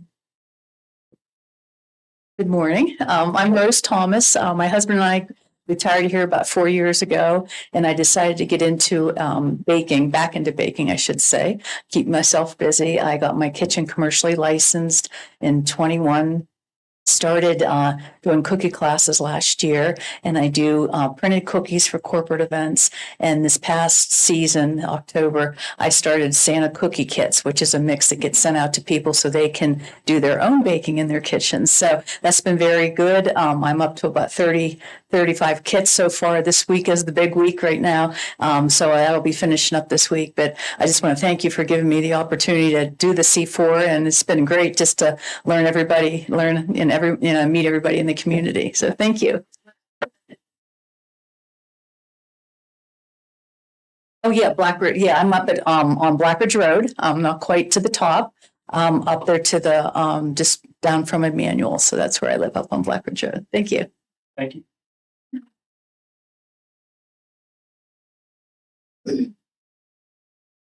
Hello, I'm Jenny Moonen, and my husband and I opened up Moonlight Manor Bed and Breakfast. We're out on the Parkway between 170 and 171, and it's right near Villa Appalachian Winery. And we are a traditional bed and breakfast where people come and stay. We feed them breakfast, and if anybody knows our house, it's a gigantic blue one that you can see from the trail. So one side of the house is the bed and breakfast. We live on the other side, but we want to do retreats and we want to do crafting stuff. And last Sunday we had a country Christmas tea, and next Saturday I'm collaborating with Rose, and we're having a cookie decorating class. And so I'm so grateful for the money that we are getting. This class was amazing to me because I met so many people, and because we are originally from Minnesota, so we don't know anyone around here. So honestly, that was the reason I took the class, was to network with people. And so I got that, and then I got some money too. So that was great. I really used the money to put mini splits in the guest rooms so that they can adjust their heating and air conditioning as they choose. We're also collaborating with Chantel Coffee as well to have their coffee there. We haven't had a chance to connect yet, but we're in the process of doing that. So, but I am just grateful for everything, and I just wanted to say thank you.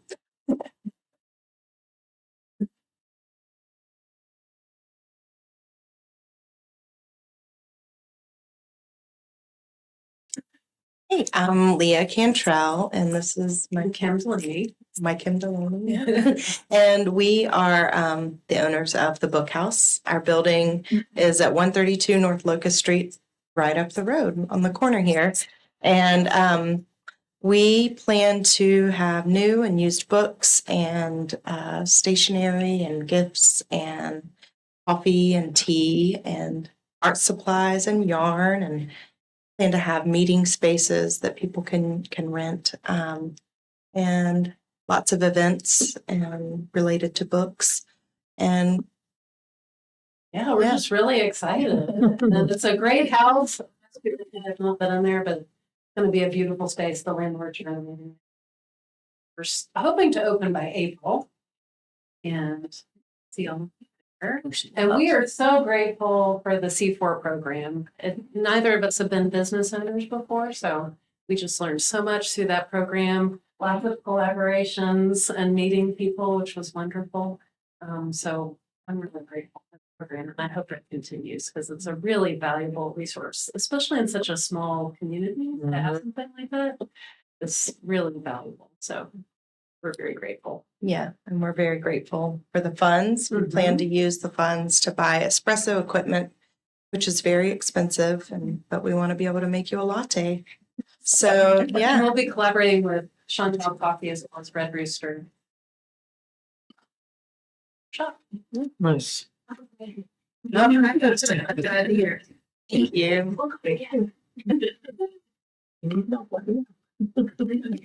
Mr. Chairman, if you might, we were thinking if it'd be okay to take a picture with you all. Sorry, we'll miss Mr. Booth, but with our winners and Tabitha and y'all before. And I don't know if you all had questions. I didn't mean to cut anyone off. I did not have them escape if you all were willing to do. I did have to just say something before we take the picture. I am thrilled about this program. I've been a big supporter of it since day one, as most, I know Joe and Jerry from the beginning when we were on the board together, and so have our newer members as well. And speaks volumes when you talk about how the networking and getting to meet people and learning from the mentors and everything. I mean, that is exactly what we envisioned when this was a proposal to us and wanted us to have it funded. And as the years have passed and we've gone on to see some of the businesses just thrive, and it's really something that we can all be proud of, and I hope each of your businesses does as well as some of our former winners have too, because it's a testament to your creativity, your work ethic, and the fact that we can present these kinds of things to get people going. And like you said, even though there's only 3 winners and an honorable mention,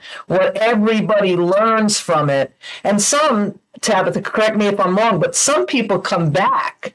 That's correct. After they've gone through one C4, they'll come in and do another, and sometimes they become a winner. Yes, so you can participate and pitch as long as you're not the top prize winner. You can come back and pitch again. So, right. So Rowan Chantel, he was second place winner last year as well. So, right.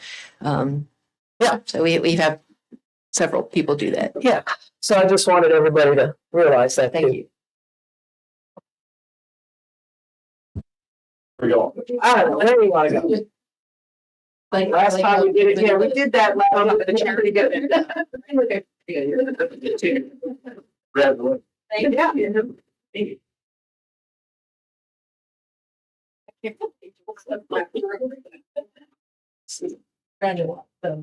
want me to close the list? I'll just, yeah, do that. Your turn. It's not getting the back. All right. Ready? 3, 6. All right. Thank you. Thank you. Thank you. Yeah, you're welcome. Thank you. Some of us called the chicken house. Because when you just looked at it, it's like a big, it's like soup. I mean, it was just looking at it. When it was vacant for so long. That was what we saw this. Thank you. Congratulations. Yeah, I think it's great, but I'm just watching your progress on Facebook. Oh, yeah. And it's sort of 2 people that stayed and they rave reviews.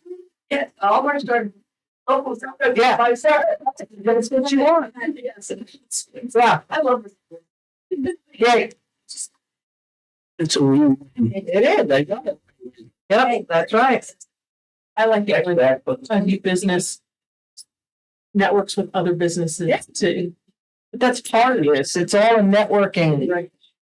They didn't have nothing like this, but I watched it progress. Yep. It's been beautiful. Yeah. I think this is the best economic development springboard that you can provide. Yeah, absolutely. And I'd love to be able to. I'm excited. I'll be starting youth entrepreneurship in the spring. All right. Excellent. Good,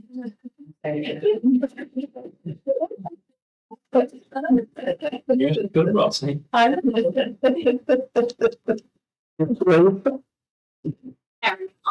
Good.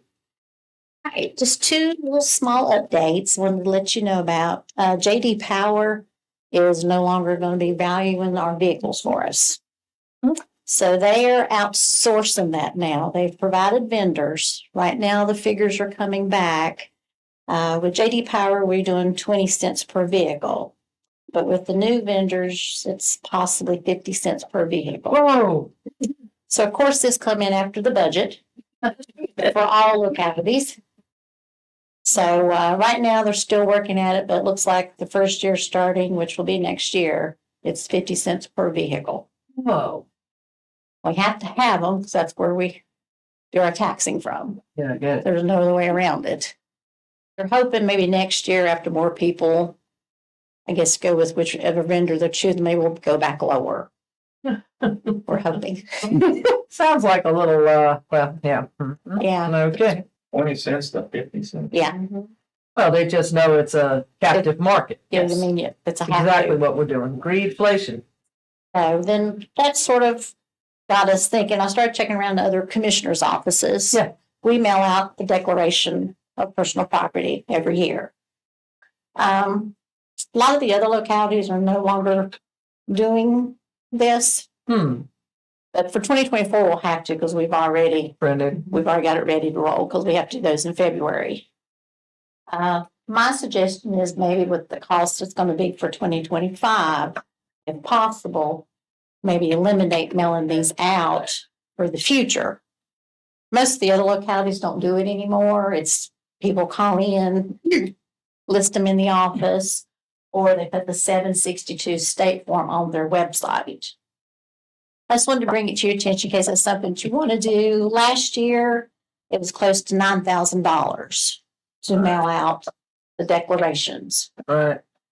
It is helpful because that lets everybody know in Floyd County what is downloaded from DMV on January the 1st. So it allows us to clean up a lot before tax tickets goes out. Right. So, But now you're putting the onus on citizens. Yeah. So it'd be more, right now it's courtesy.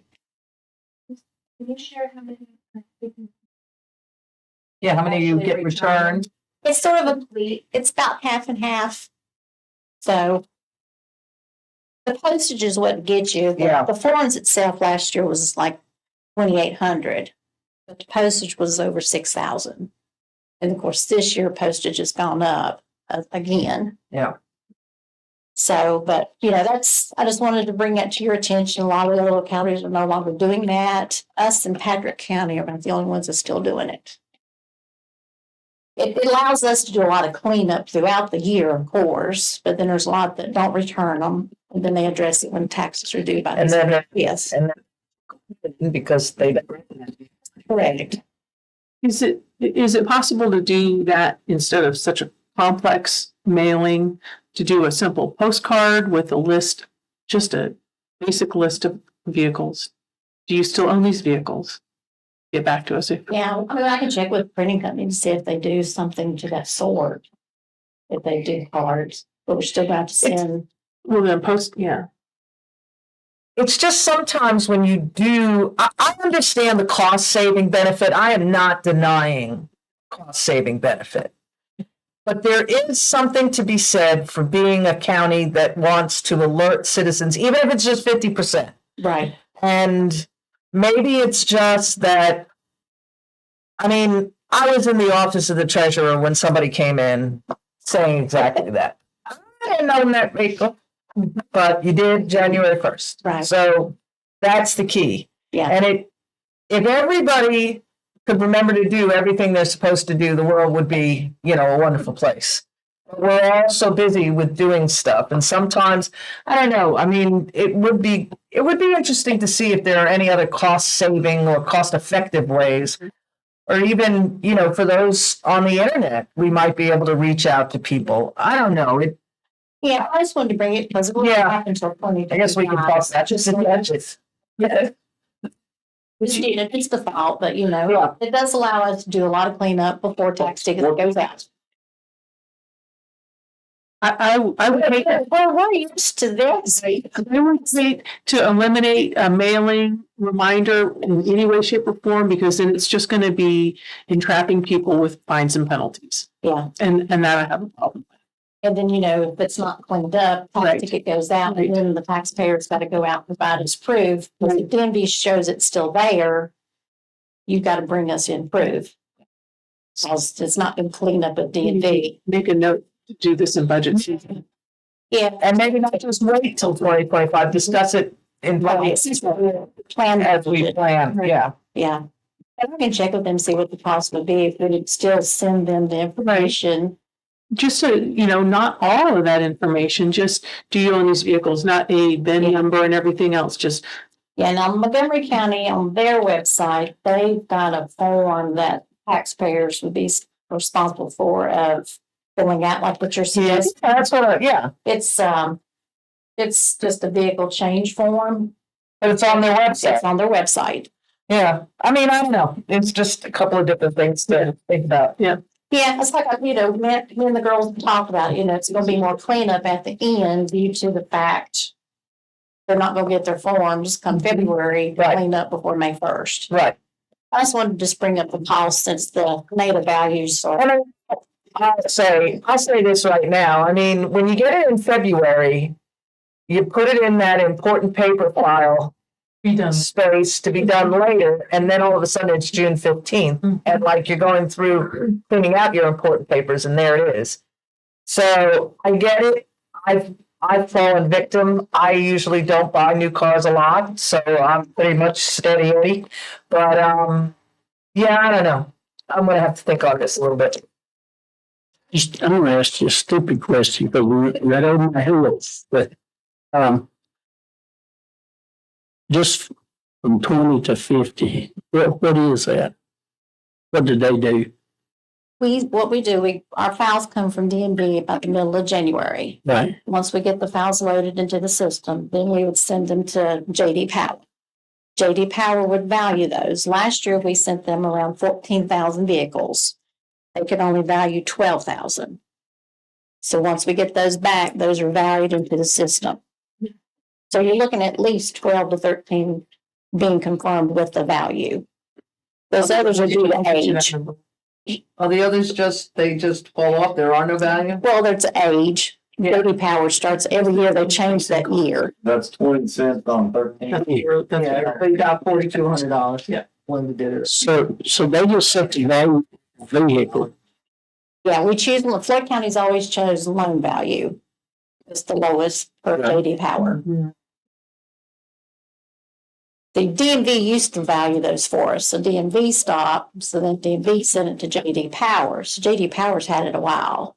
So now JD Power's retiring it. So they've suggested 2 vendors that's doing it for Virginia. Can we go out and find another vendor? That's the only 2 that I guess is connected to JD Power. Does it need to be an approved vendor? Is what I think you're asking. Or are we free to choose whatever valuation vendor we want? We're trying to go with the ones that I guess deals with Bright. The other 2 that they suggested are not taking any new clients on. So the only 2 that's been proposed for most of us is Keystone and Infinity. Can you give us a list of the other vendors if we weren't on the Bright system? Mm-hmm. And these do all systems, not just Bright. Right. But they would test. If there's only 2 that will provide Bright users, what are the others that we cannot use? Because it would be interesting to know what their fees are. Right. Yeah. Comparatively. How do they know how to value these vehicles? They go by VIN number. Yeah. Yeah, but what I mean is, you know, It's completely arbitrary what they assign values to. That depends on which bank. Some banks are way more than what other banks do, and you know, They have two trucks that are almost identical on paper. yeah, you know, it's just like I got 2 F-250s, and you know, right, going out front. You know, I can understand the reason they value it high, but my 99 Power Stroke, I can't understand why they value it that high. Yeah. So, you know, as they can. So I've thought, well, you know, you don't see a vehicle, how in the world can you do they get a average of all these vehicles? Some mileage on some, but like, you know, some taxpayers can never let them know. We don't know if it's for salvage title or all that, because that does change your value. Mm-hmm. So, you know, those need to be brought in to us, but. You know, like a lot of these fleet vehicles may have, well, like my Power Stroke, it's got almost 400,000 on it. So, right. And it Just time I hit a deer out of duck. I got 4 hits so far. Uh-oh. I don't fix. I just wondering how they come up with that. So Yeah, that was always just some of the VIN numbers from DMV, and then they do their process of getting the values. Sure looks like it's a little bit high for it, though. Yeah. But I'll check with the others to see which other computer programs the others have and see if it is across the board 50 cents or depending on what you have. Appreciate it. Okay. Well, thank y'all very much. Thank you, man. Y'all, Merry Christmas. anything else? Thank y'all.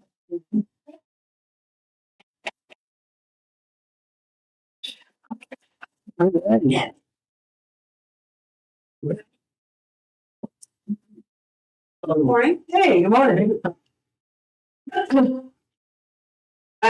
So I'm here today. I provided some information in a packet and I'll kind of walk through that with you and explain.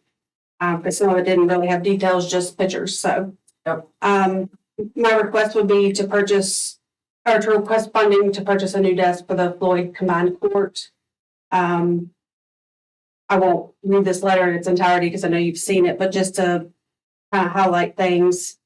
I started as clerk in April of 2019. We had 2 full-time positions and a wage position that was paid hourly.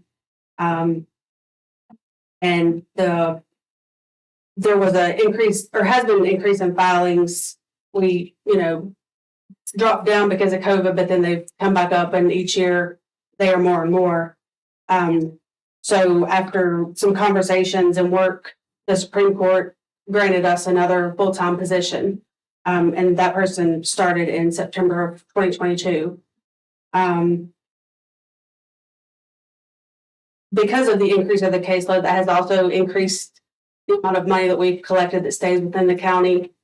And fiscal year 2020, it was a little over 16,000, and the last fiscal year it was 33,000. So the caseload number of filings doesn't look like a substantial increase, but the revenue certainly jumped a lot. So the chart I've provided with just the blue bars kind of gives you an idea of the number of filings. And the last bar is not a complete year, which is why it is less at this time. The chart with the 2 sets of bars that is different colors, that is a yearly disbursement to the treasurer. And then this is the monthly average. Last fiscal year, the average was $2,808.57 a month that we issued a check to go to the treasurer, so that money stayed within the county. The current office furniture we have provides enough workspace for the 2 full-time employees, but does not meet the need of the 3rd full-time. If you look at the page 1 of the pictures, that is the 2 full-time U-shaped desks. And one is, if you're cleaned up, not working, and the top one is kind of in action during a work day. Page 2 is the 3rd desk, which is the new full-time position. So the front desk that has the computer on it is not as big as the main part of the U-shaped desk. So that workspace is decreased, along with that back desk is approximately 3 feet. So that's a substantial decrease from, the back of the full desk and even that front desk. You can also see the workspace of that approximately 3-foot desk in the back with the binders. And then the picture that on the right at the bottom, you can see that she's having to pull out her drawers to use that as workspace because she doesn't have enough desk area, to have the documents she needs to complete the work. On page 3 of the pictures, those are the exact same desk. They may just look a little different because the angle of the picture. I've talked with Mark Bolt and kind of collaborated with him about the second courtroom that's being built upstairs. And it's a backup courtroom and a very small space considering the courtroom we have. Right. So in order to fit the judge at the bench and then the clerk that's working in the courtroom, we need a small working space. So those 2 desks are supposed to be going to that second courtroom, which would save money on some of the furnishings, to fund that courtroom. The bottom one is from the main office. That's the back desk that I was speaking of in the pictures before, with the binders on it. And the other one is just in a back room. We have that computer if someone needs to go take a class or focus on something that they need some quiet time. I've also provided a code section just as a reference for when you all are considering my request. It talks about furnishing, the courtroom, the courthouse, and things like that. So in closing, I'm requesting the amount that's provided in the letter to purchase a new desk to give the current staff adequate workspace and also increase morale and retention within the office. I've been there since April of 2019. My deputy clerk has been there since May of 2019. And my wage employee actually took the other full-time job that they granted. Right. So she came in July of 2019. So we've all been there together, and when I came as clerk, everyone was leaving or retiring. So I had to fill those positions, and we were very good together. We would just ask that you provide funding so that we can purchase a new desk for some more workspace. So if anyone has any questions or First. Okay. I'm trying to be fiscally responsible, and this $1,400, is this the same desk? Have you done any shopping? Can you get us some quotes, estimates? I will tell you, I requested money for a new desk when I turned in my budget. That desk matches the exact other U-shaped desk. That was over $3,000 to purchase a new one.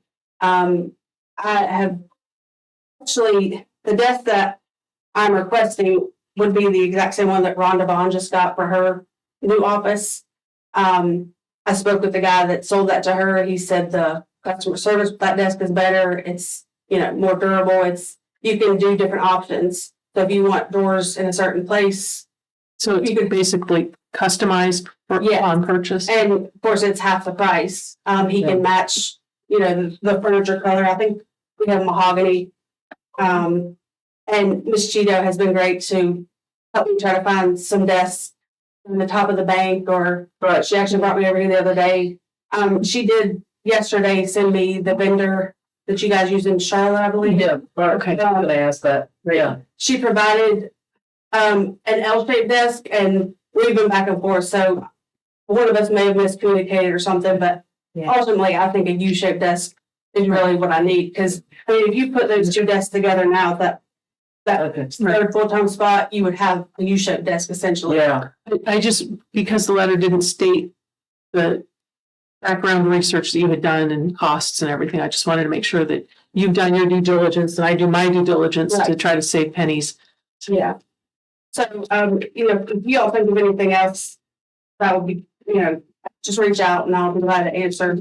Ms. Cheeto did say that she could check back with that vendor about a U-shaped desk. And so I'll be in touch with her about that. Right. But if y'all don't have anything else. Thank you. Thank you. Thank you. Yeah, Merry Christmas, Nikki. I'll follow up with you, okay? Okay, thank you.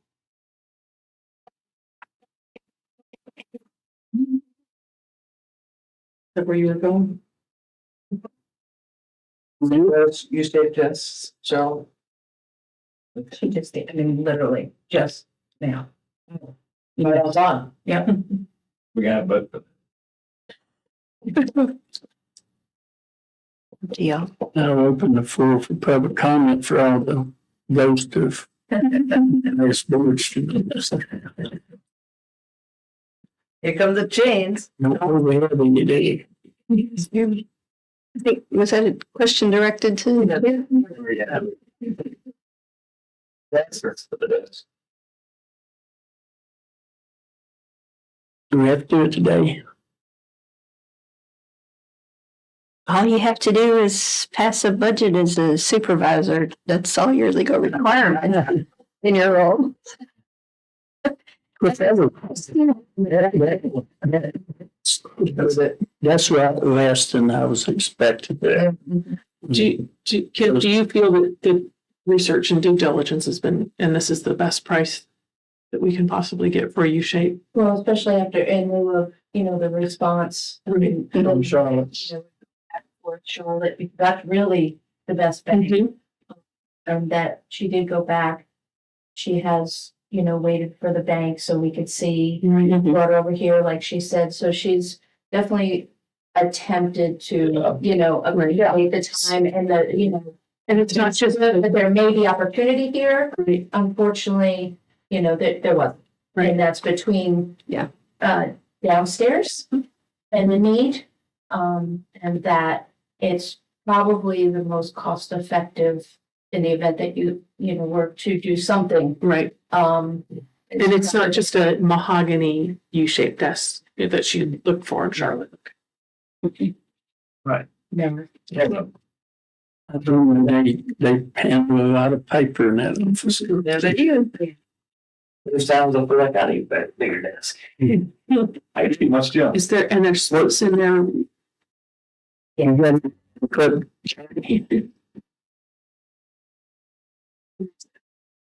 no. The second time, but now, it,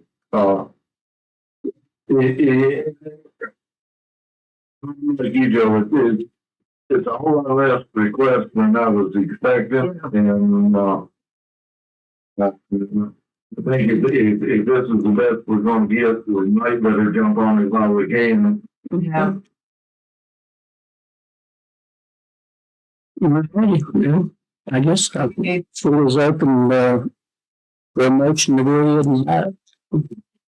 I'll make a motion to, go ahead. Second, I just wanted to clarify something, just so you know, Nikki mentioned the Rhonda got a new desk, and so I just wanted to clarify for you all that she did not in any way go around you all. She has a separate pot of funds, and so that worked for operational, and so she was able to use that for the things that they've modified in the office and the desk. So that's why that one didn't come before you, but this one does. It's a different pot. Has magic money for us. Yeah. Right, I just wanted to be clear and tell that. She was putting it into the. It's still in use. Treasurer. Okay. Yeah, so he was Still in use. it's still in use. The desk, Rhonda's desks are all there, but she had that new space that she was putting the desk in. Right. And that was empty. No other departments have a used desk laying around. Okay. As long as we look at it, that's what we do.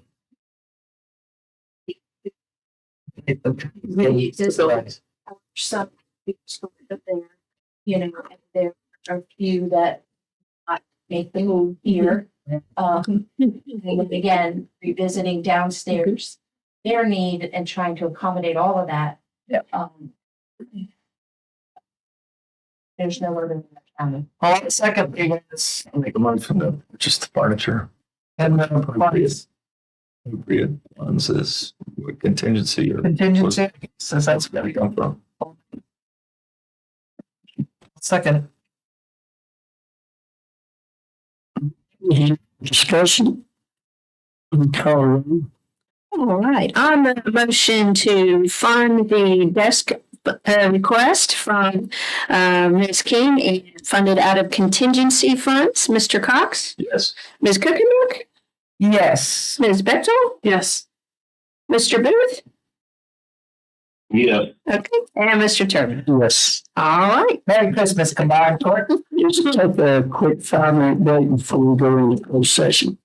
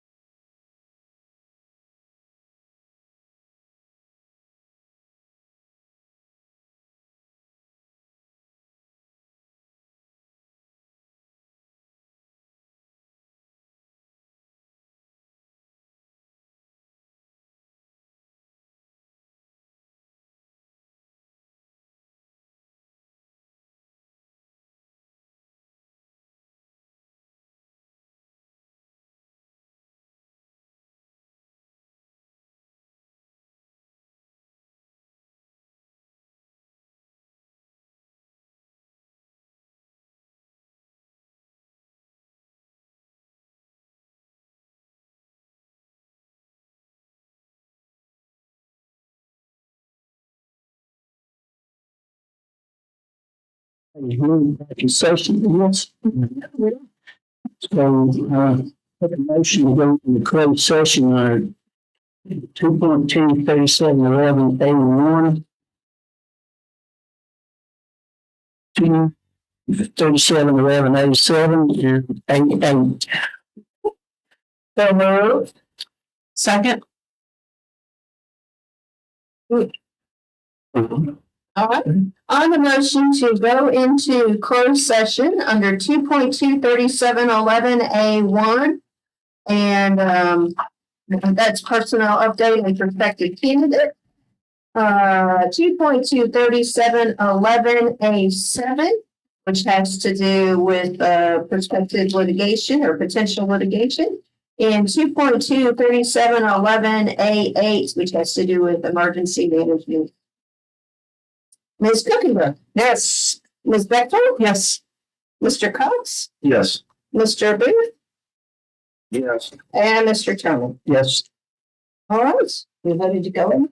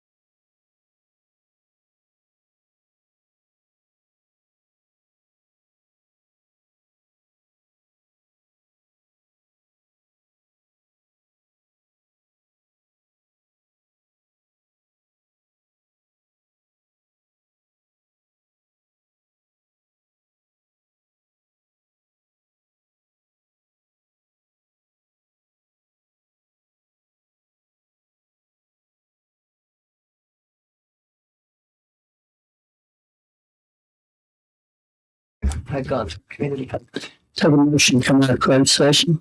So moved. Second. Second, call roll. All right, thank you, Danny. On the motion to come out of closed session, Ms. Bechtel? Yes. Ms. Kuchenberg? Yes. Mr. Cox? Yes. Mr. Booth? Did we call him back? Do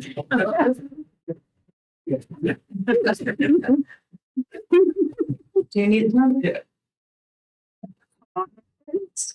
That's what she was. Other side out of the room. So.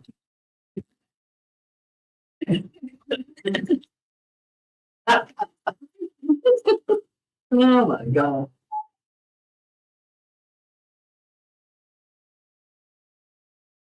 I don't know what that lady. She's always telling me that.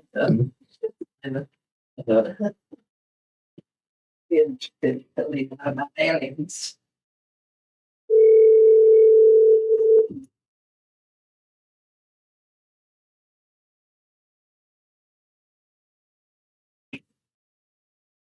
Where are you going?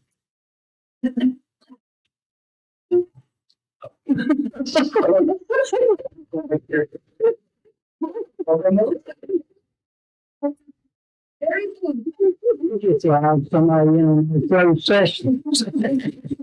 Ask them if they want to come out of closed session. Yeah. We need to stand in for move.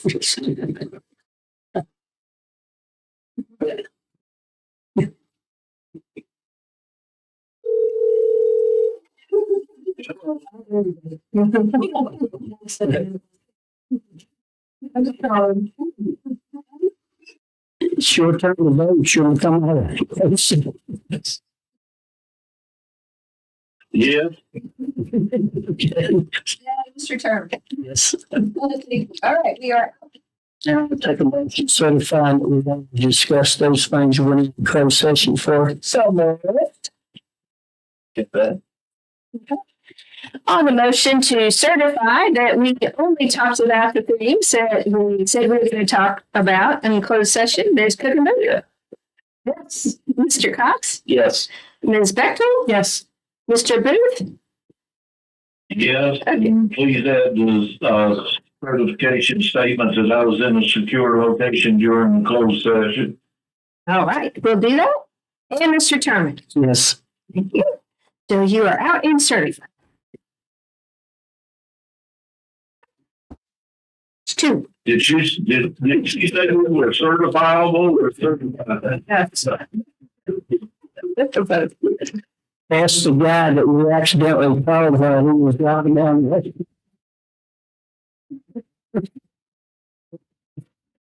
He's still trying to figure that one out.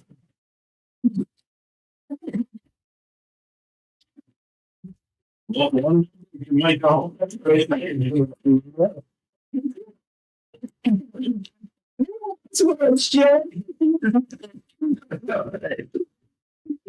Suffer. Totally. Right until next meeting. Until after our retreat. Thank you. That would be the first. So if I'm right, Mr. Chairman, so as I understand it, the request is to table this reappointment until after the board retreat, which is January 18th. So the meeting after that. The 23rd, is that accurate? Fourth Tuesday. I know that. No, we won't do anything on Tuesday. The fourth Tuesday. Fourth Tuesday is the 23rd. Yeah, I know, but I don't think we'll do anything then, will we? I don't know. Because we want to find direction on the 18th. Right. Yeah. So maybe we should wait until February. Okay. That sounds reasonable. Give us some time. Okay. Okay. Our retreat's going to include that. Okay. So what's that item is tabled and until February. So do we have the abstract? Yes. Yes, so I got my very official looking envelope of abstracts for the abstracts of voters for the 2023 November general and special election held on November 7th, 2023. I guess you have to formally accept those if you are so inclined. I would make a motion if you're ready, Mr. Chairman. Yeah. Make a motion, we accept the abstracts that are listed as 12B on the agenda. Okay. A second. Motion second. Okay. On the motion to accept the abstract votes for the 2023 November general and special elections held on November 7th, 2023, as listed as item 12B on our agenda, Mr. Booth. Yes. Ms. Bechtold? Yes. Ms. Cookenbook? Yes. Mr. Cox? Yes. And Mr. Turman? Yes. All right, those are accepted. Thank you. And then I guess we have separate, not sure why, but 12C. Okay. Had them all, they couldn't vote. Okay, so apparently, Mr. Chairman, we need to take up 12C separately. So those are you all's seats as opposed to. Do we have enough votes? They're up? Well, no, they're listed. They're listed both. Well, They're listed on both. if I can explain, I request them to be separated out and do them individually. That way, if the supervisor of that district chose to abstain, they have the opportunity to. Okay, it's removed. So just myself, that's my job. I just won the one. Okay, so we're removing 12C and since the other covered it. Okay, all right, apologies for that. I think they get this too. I'll let you do that one. Okay. Because I'm gonna be involved. Oh, well, I think did we decide, what was the decision to? I think we decided, we realized that we made an error and we had you all listed in that bigger group you just approved. Shouldn't. So Can't vote too. that's fine.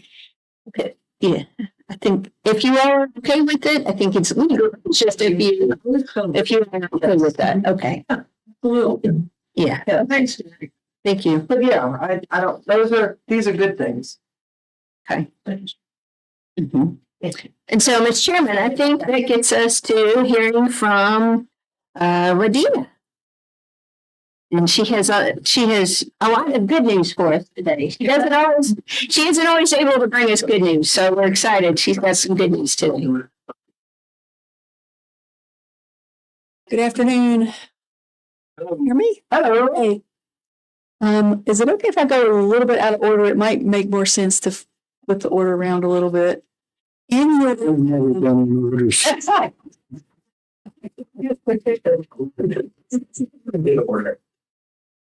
in your correspondence folder, I think it is, you have I think it's a successful grants or something about grants there. Was just wanted to kind of bring you all up to date on kind of what's on our plate right now. I know you kind of know this, but sometimes it might be helpful to see it, to just kind of get your heads around it fully. This is actually it's 16 grants currently that we're managing, and so I just wanted to run through these projects quickly and bring you all up to speed. Let me know when you've found that document. So still not? You got it? Okay. Good. We got one? Okay. Yeah, I got it. All right. So the first is Floyd Growth Center campus in Building 1. And as you know, we've completed that building. We are still working on the closeouts of all of those 2 grants. And that is the project that the county had a lot of money in. And most of these projects you all have not had to invest very much in at all. So just to let you know, those two will hopefully be rolling off of our plates in terms of the grant admin work by second quarter of this year.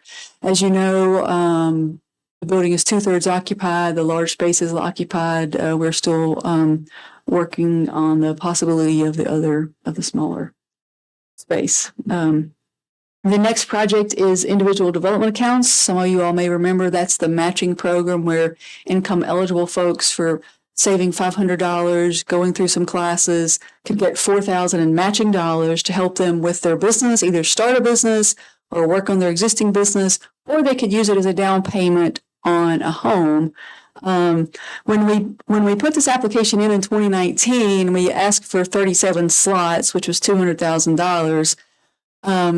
Unfortunately, about half of those slots were to help people do the down payment assistance, and there's simply not been houses available that people could afford to buy that $4,000 would make the difference in. So we're not, our time for enrolling people ran out in May, so we're not going to be able to fully tap that money. But nonetheless, we've had a lot of small businesses benefit on that side from the program. Housing rehab project, we've updated you all on that fairly recently. We did finish the 8th house in time. Some of you all recall that was kind of a deadline on us to make sure we could get the second part of the money. So we completed that 8th house in November. We've submitted the request for extension, and I think we're in good stead there. So interestingly, we've finished the 8th house and have used slightly less than half the money, even though we just have 7 houses to go, which is pretty remarkable. And it's largely for, I guess, a couple of reasons. Really, it has to do with our partners putting in so much more money than expected, because as y'all know, prices have been up so much. And we've had 2 contractors bidding on it. It's just worked out that they've alternated who got the low bid. And so they've both stayed engaged, been able to stay here. We've been really, really fortunate and blessed on that front. So anyway, that project is now, will soon be extended until October of the coming year. Metalworking equipment. Some of you all will recall that the EDA did a tobacco commission application for the CCDC for metalworking related equipment, including machining and metal fabrication. I always love it when we can do this. We were able to leverage the money in the CCDC construction to be able to get that equipment money, so it didn't take any additional money. Same thing up on the individual development accounts. One of our C4 prize winners also was doing the VITA program, so we were able to use that money as our $500 cash match. So we really try to maximize leverage and minimize out of pocket for you all. The Virginia Telecom grant, as you know, that's one of 2 that we're currently managing. We've managed 2 previous ones, but those have been finished and closed out. So the current one is 1.3 million, and that should be finished up also by next fall.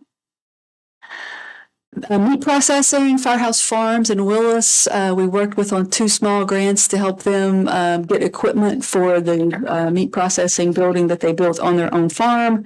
The EDA visited them a few months back. I think that was in the summer, July. Seems to be going pretty well. Those ones that are for private businesses directly, like this one, we don't have a lot of day-to-day management on those after they get the equipment or whatever they need, but we have a role at the end to make sure they've met their performance requirements like job creation or private investment. So that's really where our role comes in on that. The next telecom grant, the 2023 version, is also 1.3 million. Citizens, again, put in the huge match on that. I forgot to say the 2022 VATI, you all had 100,000, but that was your ARPA funds in that one. Otherwise, Citizens putting in around 900,000 for each of these. The Commerce Center Phase 2 Road and Utilities, a project that will just never seem to end. We still have those 2 grants holding on. You know, we bid this in February. It came in high. I've applied for more money. I'll get to that momentarily. But so far, you all only have about 30,000 in cash in this project, and you have in-kind time committed. So the next one is Phoenix Hardwoods. Again, it's another one of those private ones where we help them get some money for equipment, but you all only have to put in your 10,000 matching after they've met their commitments on that. So that performance period has not arrived yet, but it's getting close. The EDA also got 2 planning grants to look at future expansion of the Innovation Center to figure out kind of what's possible, what might make sense. And so we're nearing completion of that. We have concepts that I can share with you all next month, perhaps, or sometime soon when you have time. So again, no cash out of pocket for you all, but it helps us kind of think ahead to what next possibilities might be. And the H&V expansion, as you know well, a large state grant, money from you all. If and when the performance is completed, it will be proportional to the performance. We're looking at that's down the road in 2027. And then the last one in the green is the EDA applied on behalf of this Harris Street project in town. We had a meeting with some funders I invited into town to look at that building, and he said, "Oh yeah, we've got some money for that, but it's due today. The application's due today." And the town didn't even have a registration for that particular grant form, which takes 3 days to do. So the EDA had a registration. We did that. It's worked out. So right now we have about just over 10 million in grants that we're managing between the county's community and economic development projects, the EDA projects, and then some joint ones. So there are a total of 16 grants for the county, 9 of the EDA, and 3 are joint grants amongst you all. Any questions on those? I know it's kind of a lot. What? So can I ask a question in terms of that Virginia housing? It's great to have the cooperation and we were able to help them. What, how did that, why was it such a surprise, I guess, to the town or? Yeah, well, it was a surprise because it's a little bit complicated, but I'll go into it because you asked. So Virginia Housing was at the table when we met on that day. Right. And it was in early to mid-June. So we were closing in on the end of the fiscal year. And they don't advertise deadlines for their grants. It's open submission. So it wasn't like it was a fixed deadline. It was because the fiscal year end was approaching, and you're limited as to how many grants you can get in a given year. So if we could get one in for that fiscal year end, that kept us open for being able to get more. This one, right. So that way, if the EDA needed its bandwidth for something outside the town to pursue, we were preserving those opportunities. So it was the deadline at the end of the fiscal year. So that's what was the. Yeah. Well, that's great. Yeah. Yeah, that's great. Yeah. It was good to work together. Yeah. Okay, so the exciting news, but we can't completely celebrate yet, is as you know, I sought additional money for the road and utilities from the U.S. Economic Development Administration. I asked for $1.3 million from them, kind of to fill the gap and allow some for inflation over the past year. They sent us a non-binding letter saying that they were thinking of giving us $2.7 million, even though it's 1.3. And what they were doing is maximize, they can fund up to 80% of a project. And so that's what they were very generous, but I had to submit some additional information. We're still waiting to hear from that. But I'm, 80 to 90% hopeful that we're going to get that. And that's a testament to your work and work ethic and your relationship building that you have done over the years to develop with the USED. I know you don't like it when I do this, but truly, Ladina, had it not been for all that time you spend working that networking, those important contacts. I mean, this is unbelievable. Well, I appreciate that.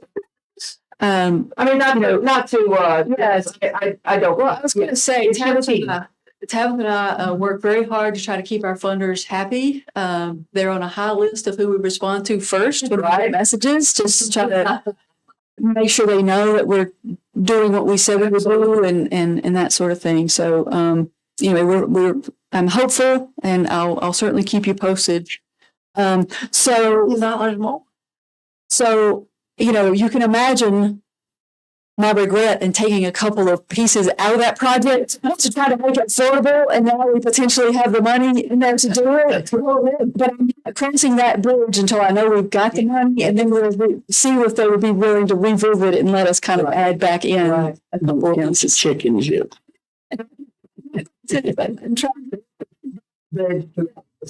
Right, exactly. Similar thing with the economic development strategic planning. You all may recall that the EDA also applied. I talked to you. I kind of had a big sheet where I showed you comprehensive planning process, strategic planning process for economic development, how they could run in parallel. And so I submitted that application for $149,600. The really nice thing in this, and I didn't know this ahead of time, we submitted that Harris Street $29,700 grant that the EDA got from Virginia Housing is matched, because all of this is about economic development, and creating business spaces and creating housing. I think they've accepted it. So I'm in the same boat with them, a non-binding letter that they've shared. They asked for some additional information. I've provided it. I'm hoping in the next month, especially for both of them, I'd really like to have it in the next month so that we can begin procurement on all of that. So anyways, just. The train rolling down the track. Yeah, I think that we're at capacity for what we can handle. So that's why I was sharing with you all that a few of these are rolling off early next year. So hopefully they roll off, because we are truly getting ready to go into a couple of years of intense planning between comprehensive planning, if we get this strategic planning money.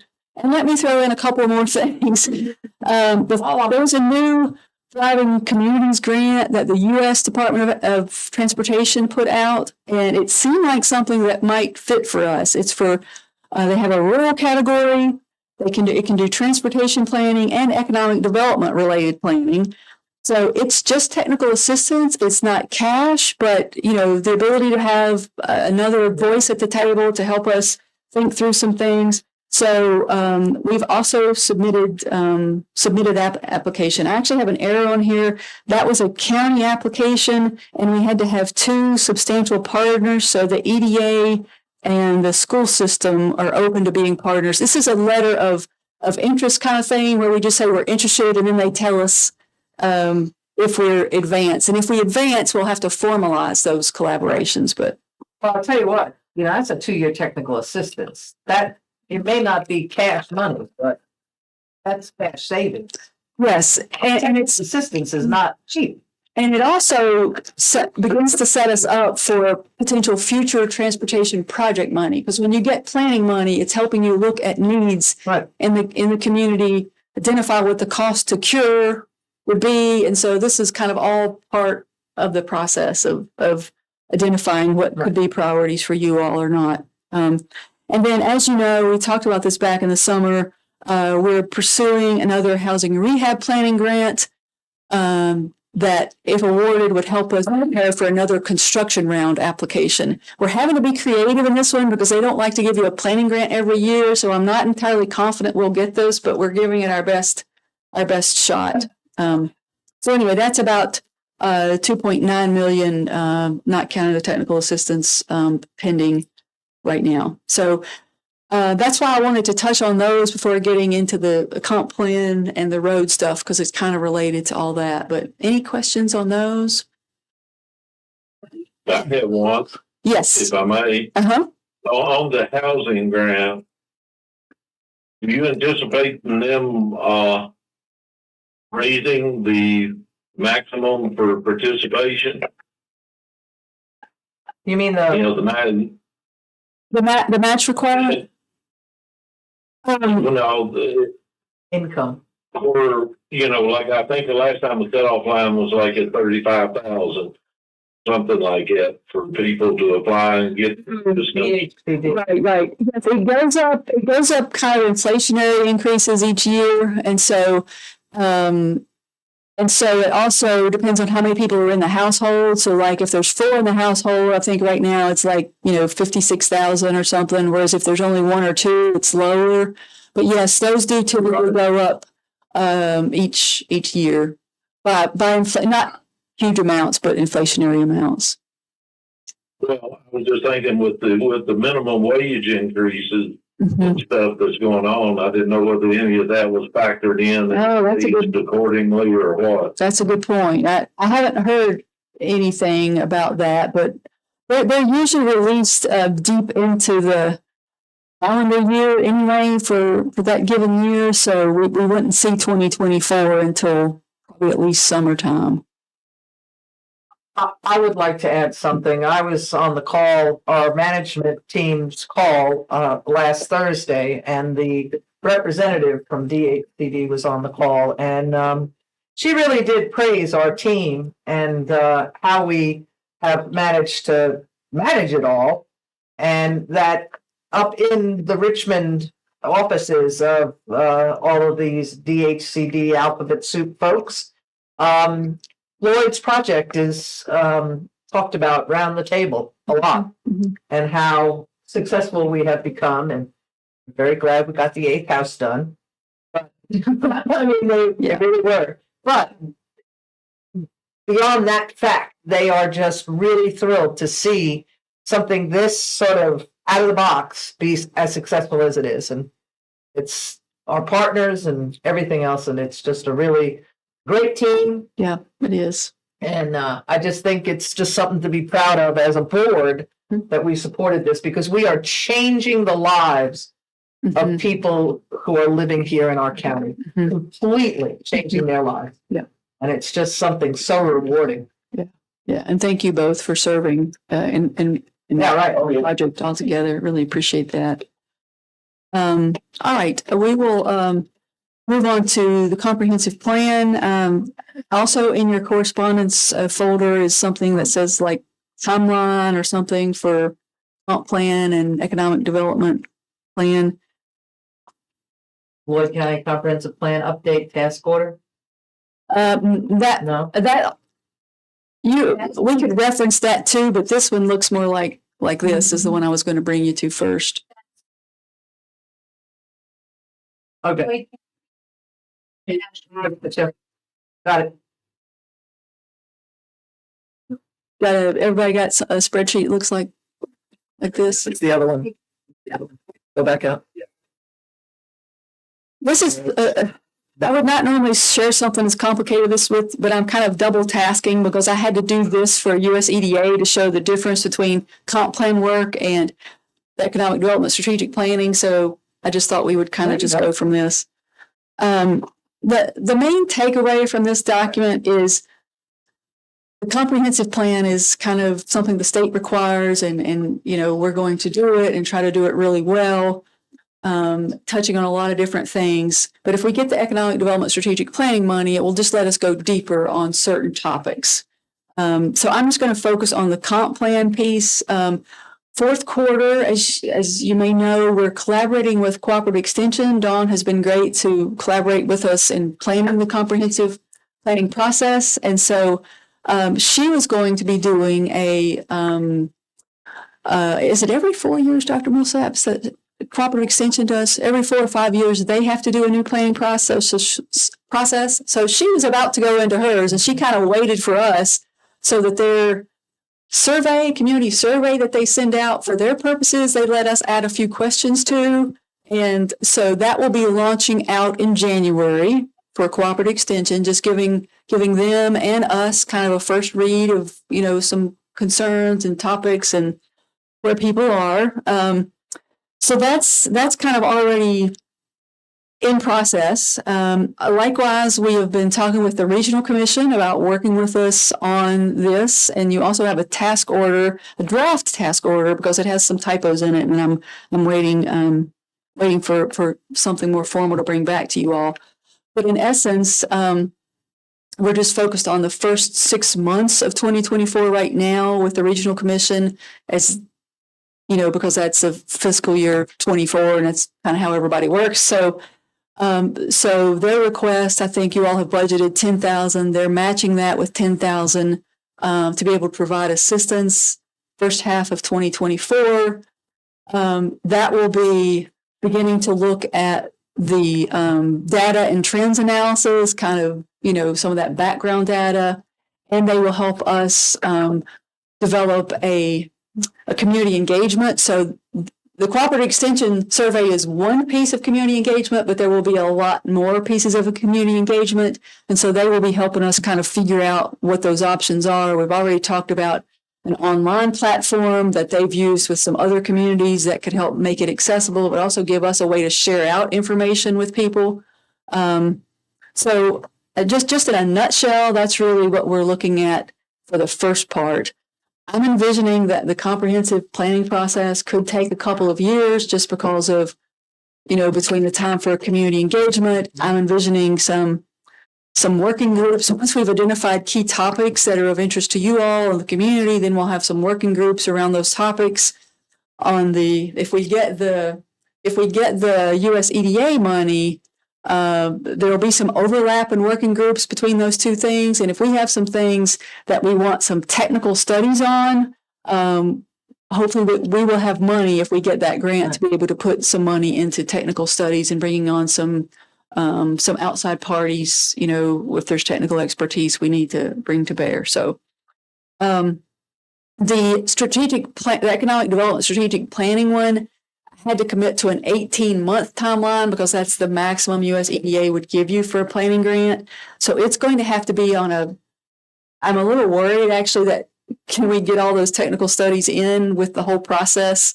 But anyway, 24 months for the comp plan. I'm thinking 18 months for the economic development strategic planning. I'm happy to go into more detail if you want, but I also don't want to overkill. So I'm happy to answer questions or anything like that. Well, I'd like to study this a little bit more. Sure. And maybe we can. Yeah, none of this is really written in stone. The purpose of this document again was to just demonstrate that these two, the comp plan and the economic development, is two separate things. They can help inform each other. Correct. In other words, we're not trying to use US EDA money to pay for our comprehensive plan. Right. That's what I had to basically prove. Right. So, right. But they are so intertwined that yes, it's good to see them. It's nice. It's nice that it's landed. And if we were to get the transportation planning money, that we could really be looking at a couple of years of serious planning. Study. Yeah. Put up your way, Dr. Millsaps. I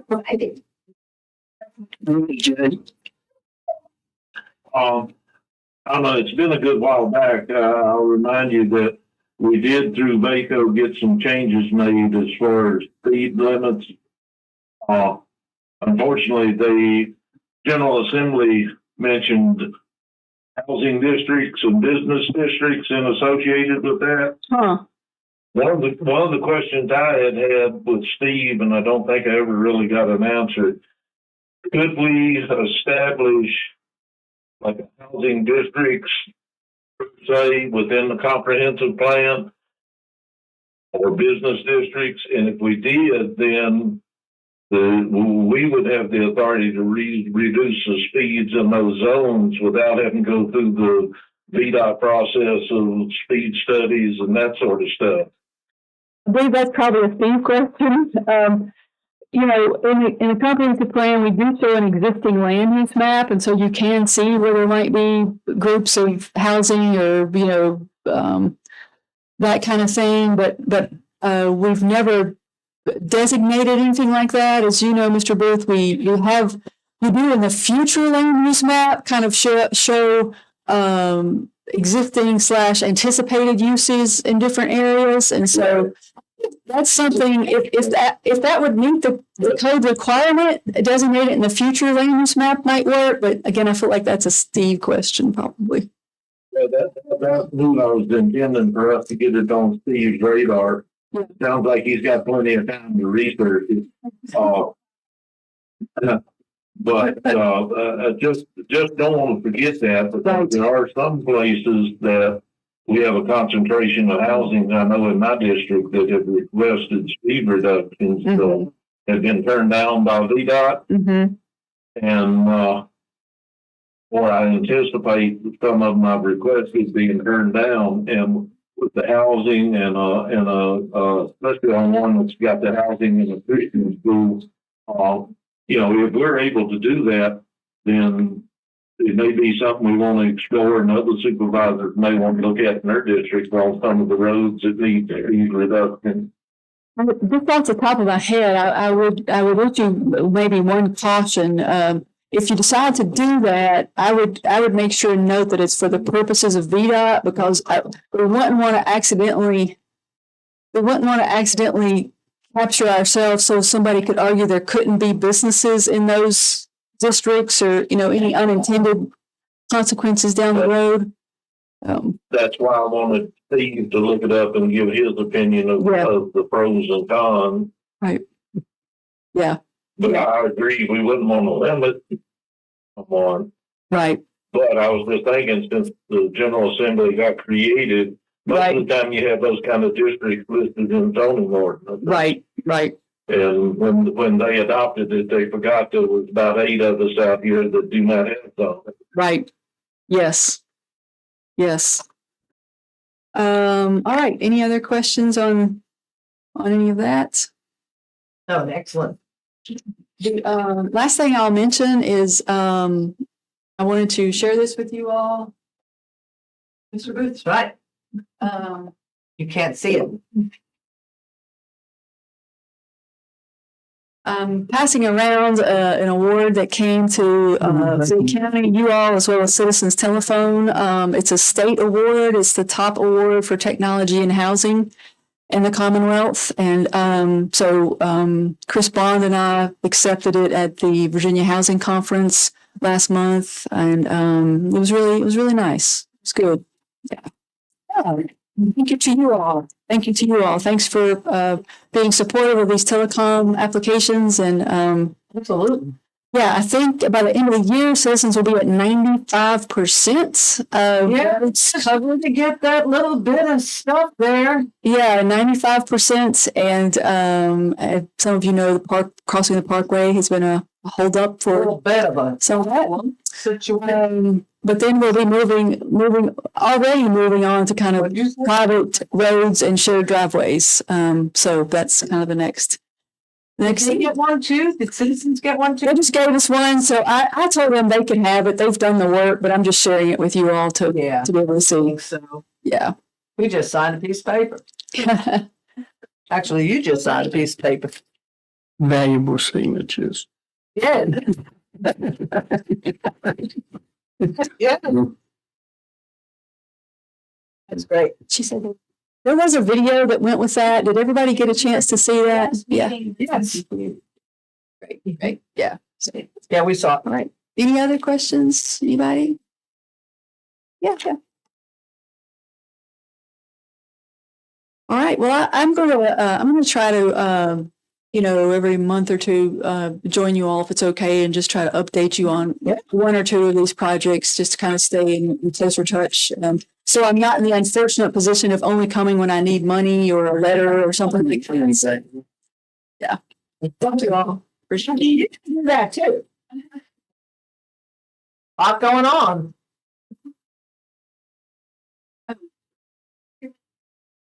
I'm sorry I missed the C4 folks this morning. The Regional Commission has hosts our Commonwealth Transportation Board member once a year, and it overlaps with y'all's board meeting every year. And so that's where I was. Ray Smoot is our representative from this part of the state. And I was going there to advocate for Route 8. As you all know, Montgomery County had put in for 2 Route 8 health safety improvement projects. And I just wanted to make sure he was aware that you all are supportive of that. And I also raised the concern that Route 8 and 221 are not recognized as roads of regional significance. and that we're the only county in the New River Valley that doesn't have a road recognized, and that it really feels like that our folks aren't being valued because, you know, we send 70% of our people out in the labor force, and even if they don't care about our local economy here, they ought to at least care about those folks. And They want me a message. That's not a telemarketer for by them not, and it's not a VDOT designation, so I know it's not something VDOT can change. It's a federal thing, but the more people that we can make aware of this, because that limits funding for Route 8 and 221. If we could get those recognized as roads of regional significance, it would open up more money to us. So anyway, I expressed that concern with him, and he took notes and asked questions, and he's pretty familiar with Route 8 coming into Floyd. So he was aware of Camp Carey's Brook and, you know, the S curves and everything there coming in. So anyway, all right. Thank you.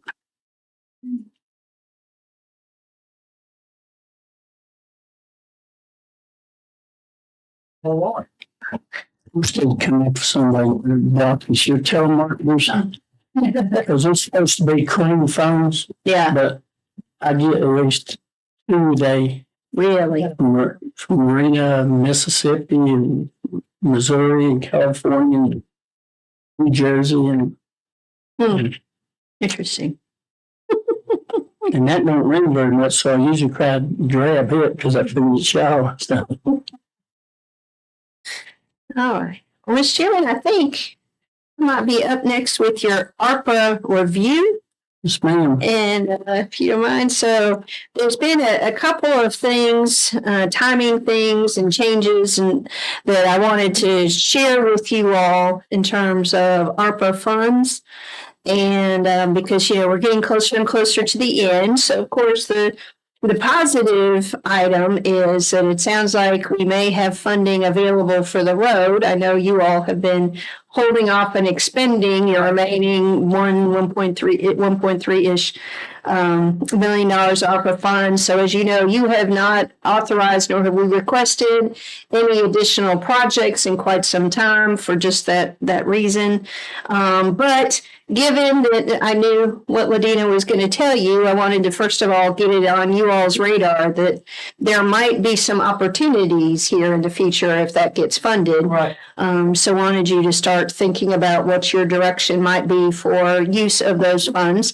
Of course, in terms of the county ARPA funds, those you all have to decide what you're going to spend it on by the end of December next year. Right. So we still have time, and then we have to expend it by the end of 2026. Right. So that was kind of where I wanted to start on those things. And again, you know, the last time, several months ago, I went through and reminded you all what you spent money on. Nothing has changed. I still have that report if you want me to give it to you. But some of the other things that changed that I wanted to bring to your attention is just as Mr. Booth foretold a while ago, in a very timely manner on November 23rd, 2023, the U.S. Department of Treasury released their final rule about how to spend the money that you only have 1 year left to spend it on. Right. So Mr. Booth called that pretty well. It is much more extensive than it used to be. And so I spent some time last night looking through all this again.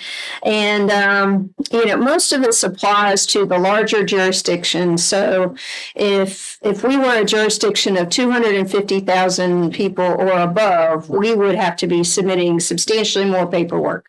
As it is, because we're a smaller entitlement jurisdiction, in terms of initial paperwork, it's much more limited because we can just say this is assumed to be revenue replacement. Otherwise, larger jurisdictions have to align it with one of the original goals of ARPA.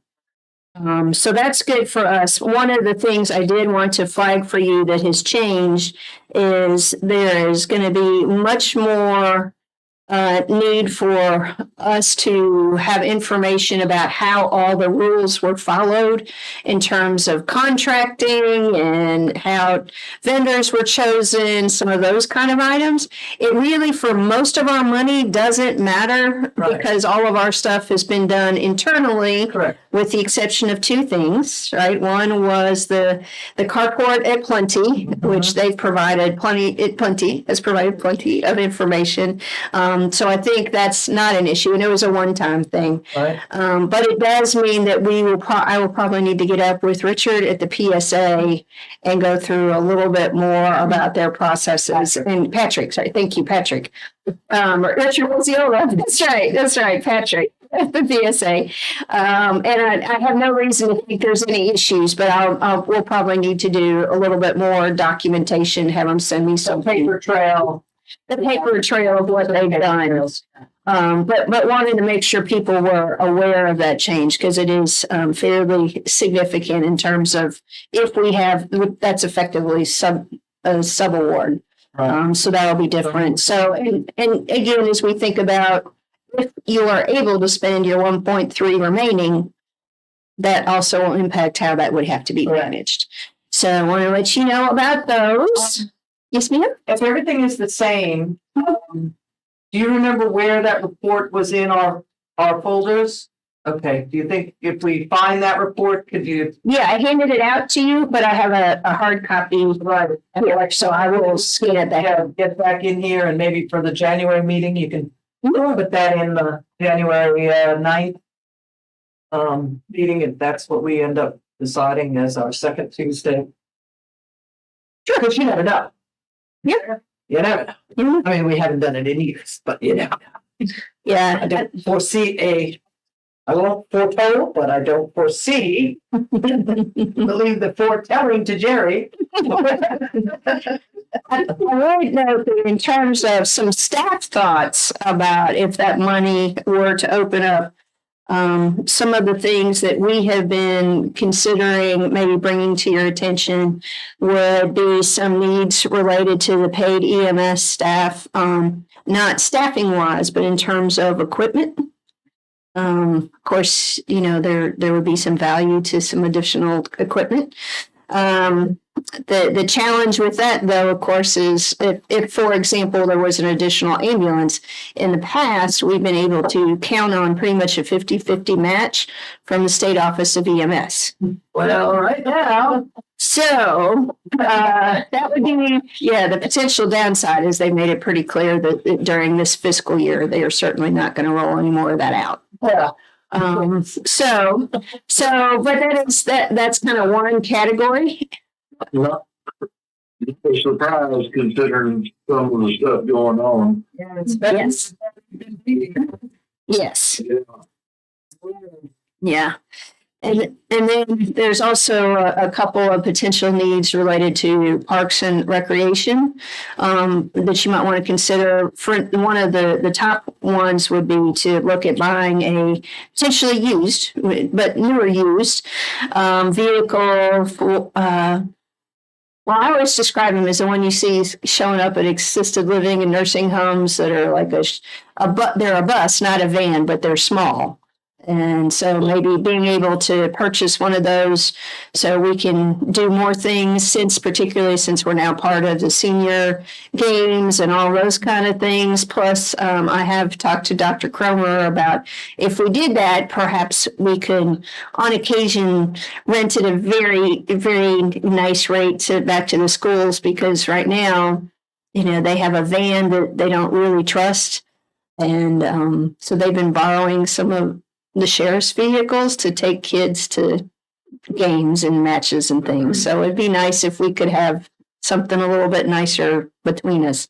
It wouldn't be a shared purchase because that could be sticky. But anyway, so that's one of the things we have come up from a staff side, and but just wanted to share that with you. Can we also talk about some of this stuff at the retreat? Yes, I think that'd be great. Okay, good. The other part I wanted to mention about ARPA, and here's the report, so I'll make you a copy and scan it in, is I haven't brought this to you for budgeting purposes because technically it's the tourism money, so it's a little bit different. But there has been funding available since back in December 2022, which we have competed for and received for additional tourism efforts under ARPA. So separate from our money, this would come separately. And so that money actually does have to be expended, and well, it has to at least be designated by the end of this month. And so I wanted to share with you where we are on that. And so when Andrew and Kathleen and I were working through this initially, it was $30,000. And so the first thing that we decided to fund was paid media, Blue Ridge Outdoor, print, and digital. And that was to do 3 different prints for $6,000. That's something we found to be pretty effective for tourism purposes. Lamar digital billboards, 3 digital billboards in Boone, Blowing Rock, and Raleigh areas that will run for 1 month each, $1,800 each, for a total of $5,400. Just as a side note, part of particularly the Raleigh one is when we go to IBMA, everybody knows where Floyd is. And more than 50% have been here. But we want them to come back and do more things and spend more money. So then 4th was the Floyd travel guide, the printed travel guide that can be mailed to prospective visitors to highlight tourism in Floyd, including places to go, things to do, etc. And video and photo production. And they always work with Aspire Marketing for photo and video production to be used in the travel guide and with paid media. So all of those things, we have completed the work, and the funding has been budgeted for Blue Ridge Outdoors and Aspire. So those are all good.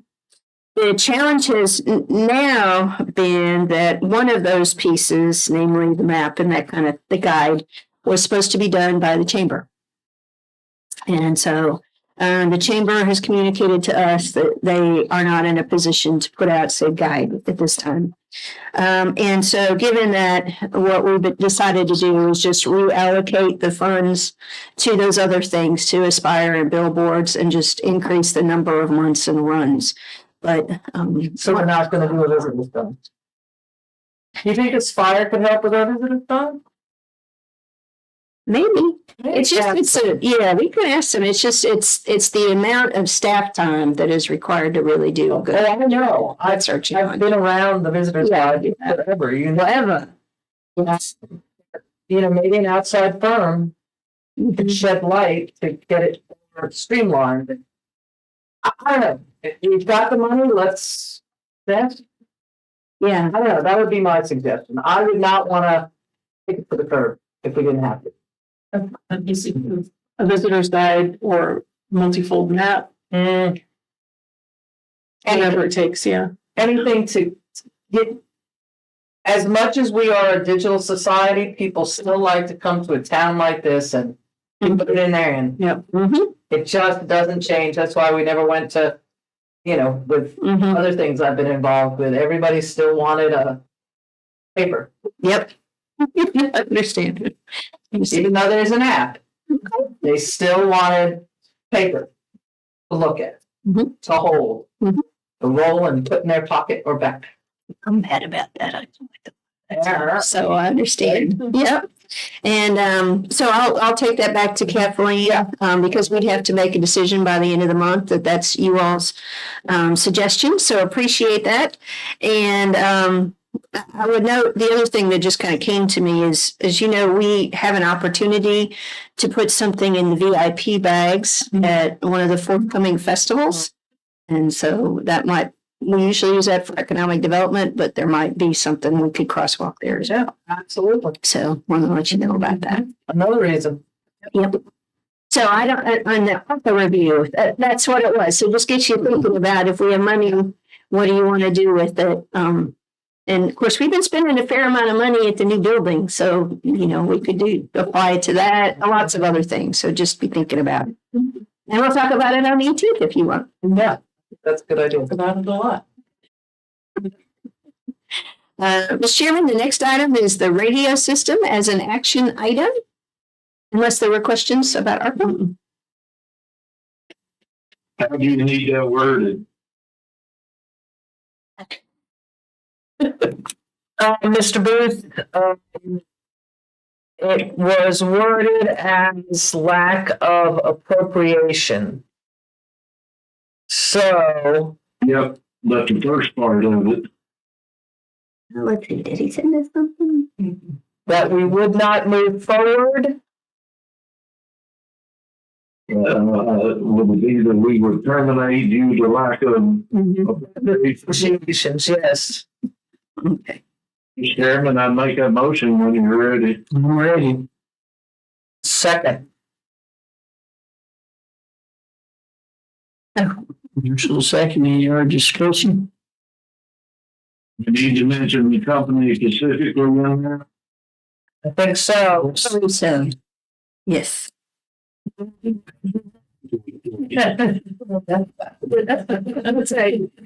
So the motion would be to terminate, terminate our existing contract and relationship with Motorola for the Floyd County radio system due to lack of appropriation and provide them appropriate notice through our attorney. Correct. That's what I seconded.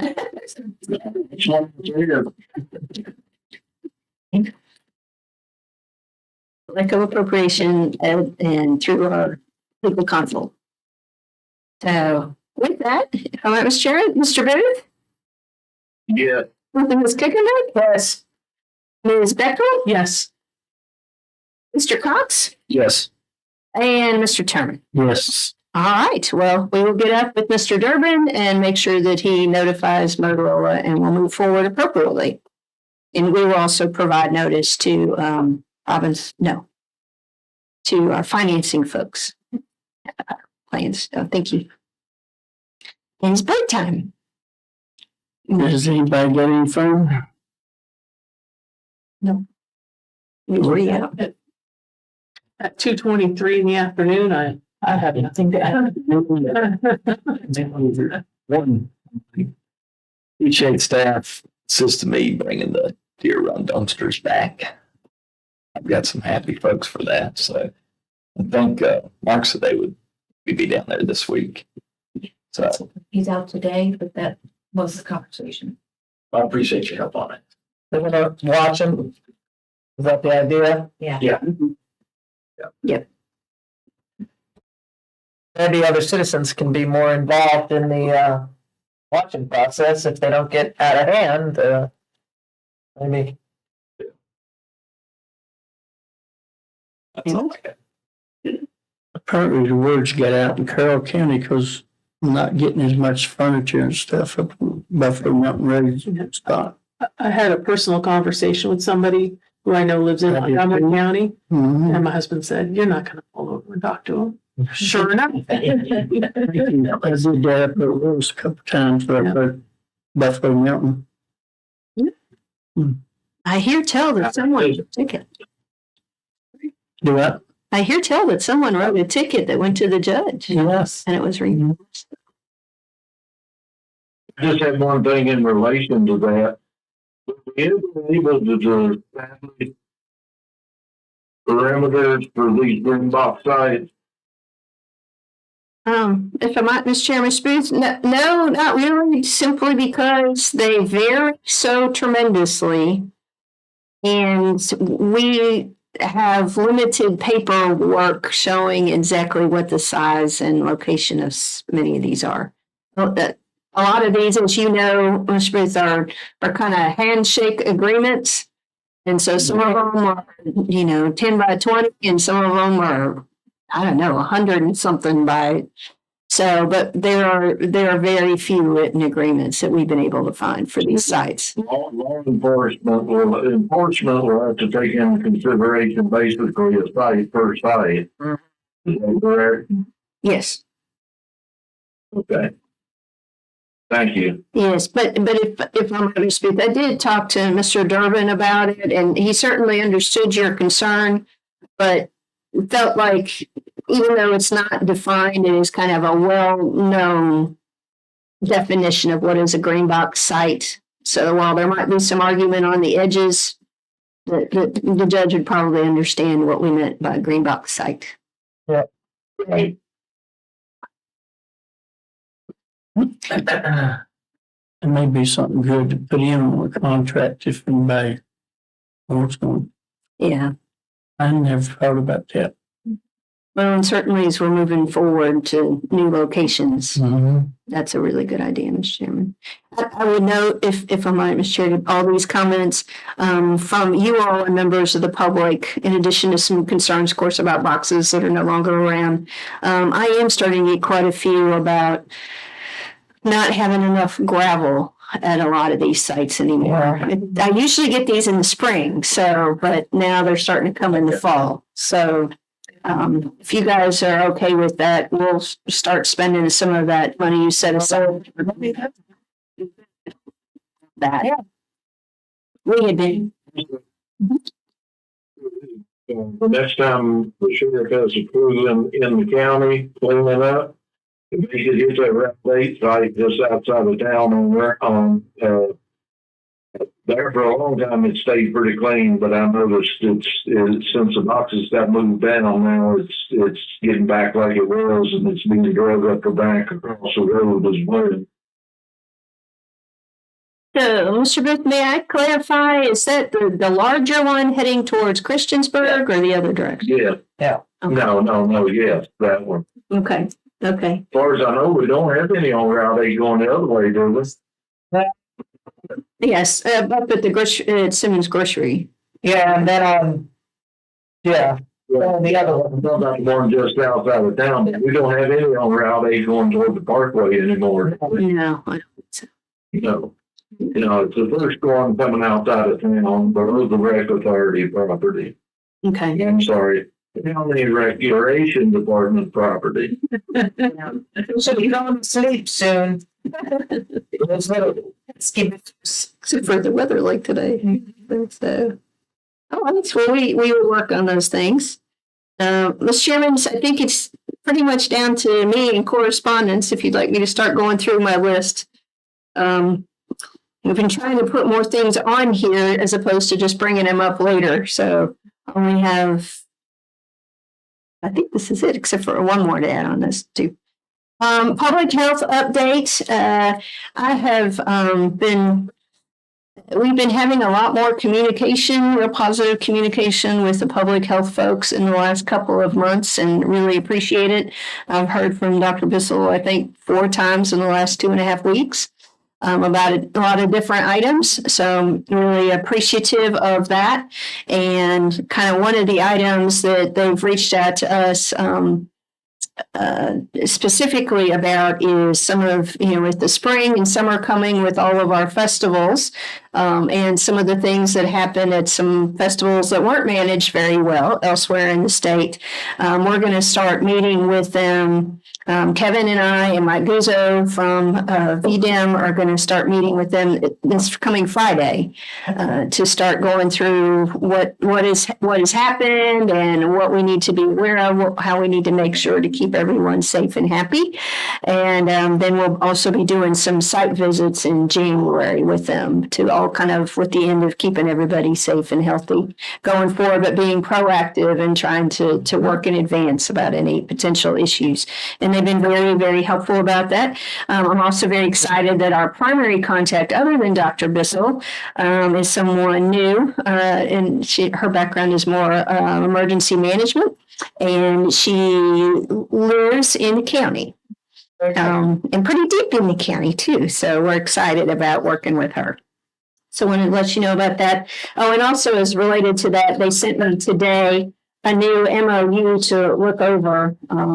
So we'll be working on that, and I'll let you know if there's anything interesting in there. Next item is library pavilion and fundraising. I think I may have mentioned to you all previously that the library folks and the foundation that came up with all the money to build the building in the first place has a lot of interest in building a pavilion there between them and the tire store. And so what I have here is kind of the initial drawings about what they would like to do. So I can pass those around to you. And I wanted to make you aware because they're going to start their fundraising this month.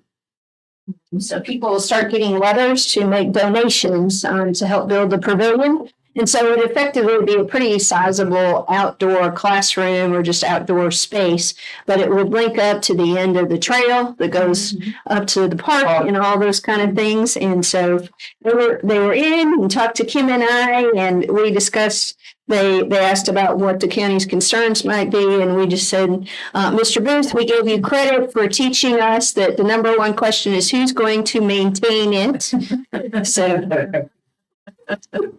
So we did ask about particularly making sure we have a plan for maintaining all the growth there, because they are kind of building in a swampy spot, and that's an opportunity for a lot of mosquitoes and poison ivy and all kinds of good stuff. So we're working through that. And then we also discussed some potential safety concerns, just so they can make sure as they're building it that they address those.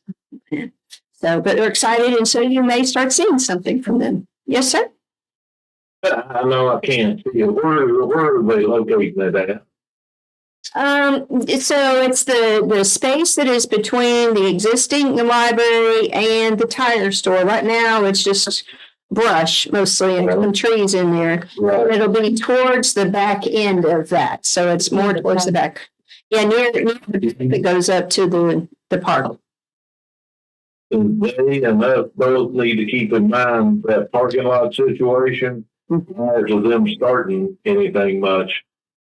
Depending on what we have to do with that parking lot there, there may be a lot of digging done back in there. I wouldn't want to see them get started and us end up having to. So we may need to address the parking lot and the drainage on it before they actually start anything. Yep. Well, if I'm going to share, so we did talk about that. And I think between my conversations with them and Mark, the answer is the back parking lot will always be a mess. That really should have never been parking lot. Yeah. And so what Kareem and I have agreed to is we're going to see if we can make it affordable to do something like that's at the farmhouse. That is the gravel with the plastic circles to keep everything in place. Now there will still have to be some asphalt closer to the building for ADA purposes, but the part that turns into a lake isn't there. Right. And so we're hopeful that will solve that problem. But we kind of took the opposite position, Mr. Booth, that we wanted them to go ahead and build the pavilion first because they're going to have a bunch of heavy equipment in there.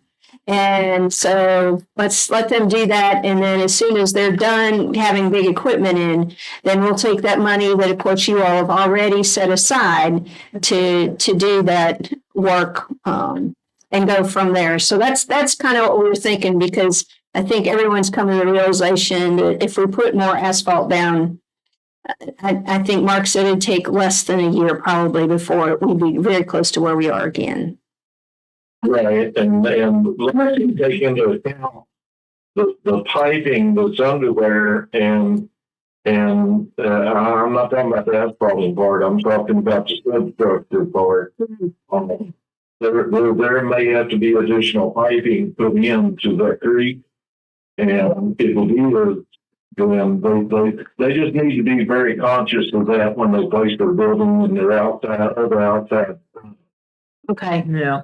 Okay, we'll reach out to them and make sure they pay attention. Thank you. Sure. Okay, the next item, we're excited. We're getting so close. The new administration building update. So the painting is completed. The bathroom is fixed. The floor should be pretty close to done.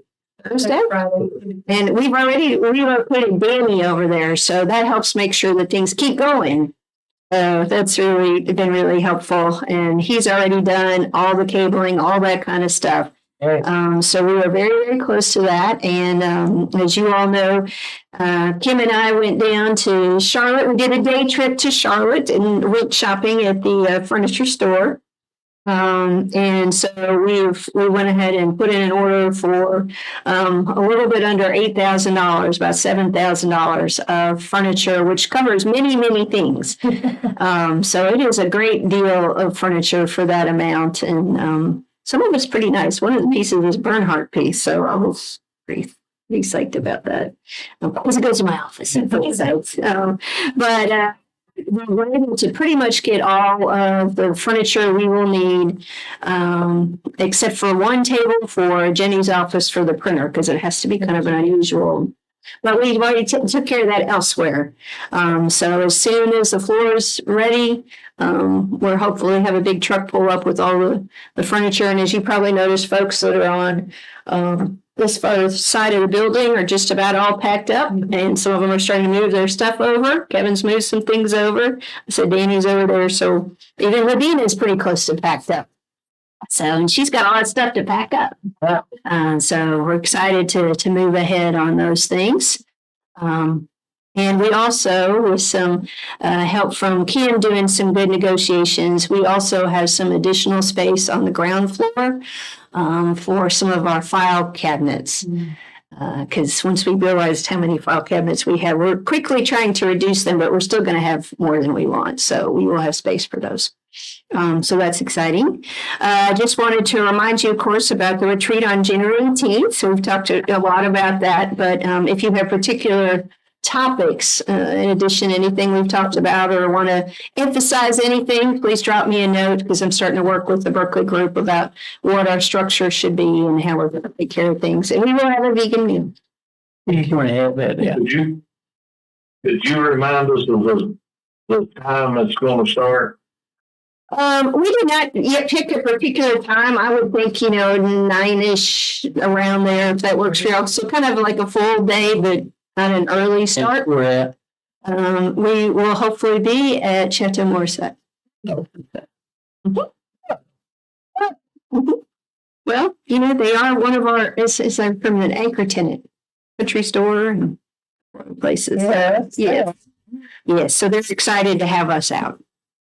And, okay. So, but again, if there's anything you want us to add, prospective county development property, that's just to let you know we continue to move forward with some grant applications to do some work at those 41 acres above the high school. So we've submitted now, we have one grant up there, and we're redirecting another part of a separate tourism grant up there as well. We have some outdoor recreation grants through the FTC. So we're going to spend that money up there and to try to start putting in some different trails. We're trying to build the trails in a way that they could also be supportive to the cross-country team. Just as recognizing that we depend on them a lot for facilities. So when we have an opportunity to make some we can both use, we should do that. So that's what we're doing. Yeah. Yeah, we'd like to do that. I don't know if they will necessarily be able to get it to the point they could do full meets there. Although that would be ideal, but at least they would have a really good place to practice. So that would be good. Kim and I met with Kim and I, before I went on vacation, met with the incoming member of the Board of Elections, Paul Kitchen. And so I had a good conversation with him about kind of where they stand budget-wise, what some of the processes and concerns have been, and where are we on IT and their IT as opposed to our IT, and those kind of things. So, and he'd circle back with Kim to find a little bit more historic budget information. So just wanted to let you all know about that. Communications is important. Is this an expansion or a replacement position? This is a replacement. So he is the Democrat. He will be January 1, the Democratic appointee to the Board of Elections. So Mr. Avalar is coming on. Yeah, he is. He will sit in the, as I understand, well, we don't know yet. We don't know yet. Not until January when they reorganize. Right. Who will be in what position? Right. I think it's supposed to be status quo. As far as their officers, yeah. Yes. They'll establish that. Right. Okay. And GE Monuments meeting, so the chairman was kind enough to point out to me and forward an opportunity through Virginia Tech and some other folks to try to put together some alternatives to historic monuments that recognize individuals and groups that historically are not necessarily shown. And so we've started, Ladina's been organizing some meetings with a broad group. It turns out there are 3 different groups of people in Floyd County that actually we're trying to start putting in an application. And I think we're going to maybe merge 2 of those, it sounds like, and have a separate one anyway, so there'll be one separate one, but a merged group. And so what the group has been coming up with so far, we're meeting again tomorrow morning because the person who runs this program is leaving for the holidays Friday, and the grant application is due January 10th. So, but in any case, it's starting to look like it would coalesce around music, kind of building on, what we're known for, but maybe some of the history around music that hasn't been told here. And some of the groups that necessarily, haven't been shown here. Some of the families that became very famous around music and African American historic music, some of those kind of things. So those meetings have included representatives from the Historic Society, the Center for the Arts, Country Store, Springhouse, Plenty, I think, was actually a part of one of them. So we've been trying to put together and Mr. White, Earl White, is a part of it, and he's kind of stepping up quite a bit, and we're excited about that. As you all probably know, he just had 20 people in a couple of weeks ago from Australia to come and learn how to play fiddle from him. I mean, he's kind of that well known. So, and he did leave me one of these, so I'm pretty excited. And he might make you one too if you want. So I'm excited about that. So we'll see. We'll let you know kind of where we end up with that, because it's still, it's very fluid. Like there's 20 of us in the room and we have 28 ideas. Yeah. So it takes a minute. But anyway, we'll see. I already wrote to you all about the firefighter dinner officer installation, and thank you, Ms. Bechtel, for coming. And sorry, Mr. Booth, I know you intended to come, and several of you as well.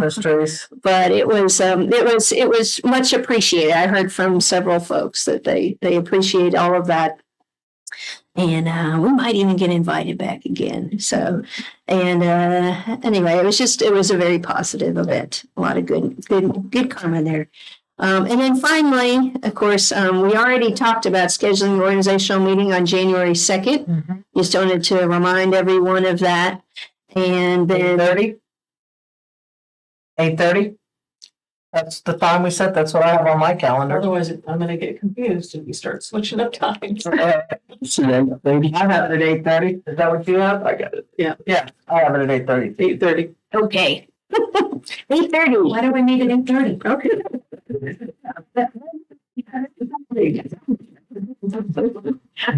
And I believe I do have, in addition to regular organizational work, I do believe y'all gave me one extra thing that we need to put on the agenda, RFP kind of conversation. But other than that, then the question becomes, I will tell you, and I want to make sure, especially that Mr. Booth hears this. So I wrote to Mr. Wicker about our audit and asked if he was coming to our January meeting to report. And he said he thought that he probably would. What was the date? So I had given him the 9th, because I didn't know if he wanted to do a full meeting on the 2nd, or if he wanted to do 2nd and the 9th, or 2nd, 9th. I kind of thought maybe so. So that's why I told him the 9th, but we could change. So if that's good, we'll plan a full meeting. Your work meeting is usually, Yeah. Okay. If that's the way, I think it's a little better than this. How do you spell that? She'll figure it out. So I look forward to that. And we have a couple other things we'll probably put on your agenda as well, of course, for the 9th. So that we'll assume the meeting on the 2nd is brief. And we'll work at keeping it that way. And then just wanted to remind you all that you had indicated you wanted to kind of do the subdivision ordinance as a work session. And we hadn't really talked about when you wanted to do that. I do recognize we're filling up a lot of your January time because that's the 2nd, the 9th, the 18th, and then budget. And then budget, yeah. Munis is coming. Munis is coming. How come it's not We have to have a Munis coming party. Like a Munis turn on. So. Absolutely. We do have training that is, we're trying to get scheduled in January or early February for us. So if you all don't mind, I'm going to turn that over to Kim because it was just confirmed. So she will be flying in. Martha, who is our Munis rep, is actually flying in on the 15th, which is Martin Luther King, and we will be in training. Budgetary and end user training, meaning AP stuff that they would send invoices and things like that, and also constitutional officers and department heads who input budget. So they will be training on the next 2 days, so the 16th and 17th. So there'll be a great follow-up on the retreat if it's something you'd like to hear. And we should be able to go live right after that on the APAR side. Okay. And partially on inputting the finance part. That's what they're going to be trained on. Okay. But So how many things are on our retreats? Are we filling that up pretty quick?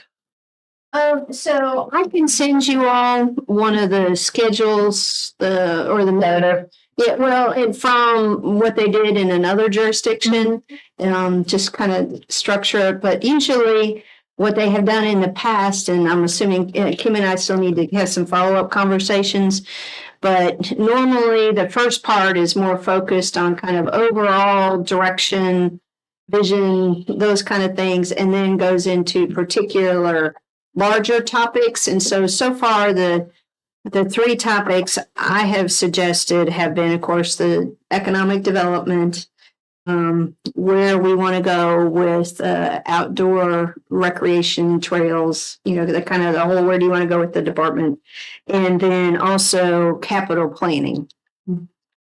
I know you all did some capital planning before, but we really haven't done some together in a while. And I don't know if there are other things or if you all have, and he'll reach out to each of you individually as well as we put this together. And this is going to go from 9 until kind of afternoonish. Steve is going to be there all day with us. I've asked him to do that. And we're thinking he could go over for you. Did you still want to get that committee together to look at the capital stuff prior to this? You talk about we have our committee that looked at the fire and rescue equipment. You had mentioned something about maybe expanding that committee to look at, the other capital stuff of the county. Well, we could do that, and if we're unable to do that, given the amount of time that's left, maybe I could have Mark and Kim and I'll kind of work on an update of where we think you are in your existing buildings and properties and those kind of things. Well, and so trash trucks and that kind of stuff. Okay, yeah, I think we have the data to put that together for you in terms of, because Kim's got to put it all in for insurance, and then we know what we've been buying and fixing.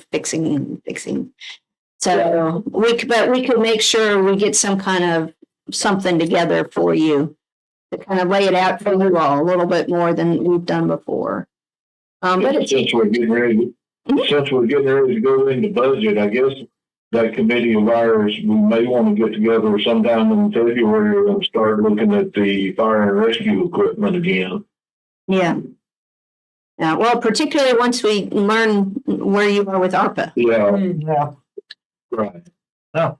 That might make a big difference. Yep. But yes, so we will do that.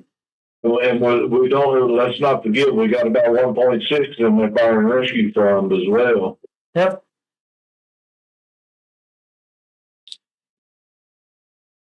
Okay. And I think, Mr. Chairman, unless there's something else I've forgotten, I've been diligently going to my community foundation and my community services board meetings. So I have all those if you have any questions or concerns about any of that. And we did have an executive committee meeting yesterday for Onward. So their request to the county will go up by about $450. That's not. So just want to let you know that. And I'm also, Thursday is the investors lunch for Onward. So myself and all of my counterparts will be part of a panel talking about what do we see about our counties related to economic development. Reading our minute ago, did we miss that subdivision? Right. ordinance? No, we haven't. Okay. I skipped by and just said, you got to talk about this. And then I kept talking. That's It's got my calendar open. I would still like to have one this month, Yeah. from the December? 25th through the 29th, looks pretty open. That we can We get, did on the 25th. yeah, we can do it on 25th. Oh, God. I didn't understand. I guess the 27th, 28th, 29th. Let me look at something. I have a game. County office are closed on the 26th also? Yeah. Okay. No? Oh, okay. 22nd. At the 18th through the 22nd. Yeah. We're off the 22nd. You guys bring it to the county for additional hours, Commonwealth before. Do you know that they don't have another community services meeting scheduled for December, do they? Not to my knowledge, nope. But I do have the packet for you from the last meeting, including the audit from, by the way, I really like the presentation of the audit. No, I handed it to Kim earlier. They did a very nice job. It's Brown did theirs. Thank you. I'll pick it up sometime. Yes. I don't know if we're going to be able to this month. It'd have to be next year. I mean, the 27th? I mean, were you serious about meeting that week? I had the 27th and 28th open. What I wanted to do was have Carl in here and just us. Yeah. The public's going to show up because we've got to advertise it. We can tell the public, this is our meeting. Yeah, this is all It's It's not a comment period. Right. This is for us to start questions with Carla. Did you want to invite the planning commission also? Or just Carl? Just Carla. Yeah, just Carla, baby. Is she going to be here? That's one of the two things we were just discussing is we need to double check if we can, what Carla's schedule is and Ladina's schedule is. If they are not available, the suggestion that Kim was making is if you have questions, maybe at least we could have them, you would send in and we compile them by the end of the year. So if you end up having to meet in January, it could be to get answers to your questions. All right. If that would be helpful in the future. Right. Articulate. Yeah. What?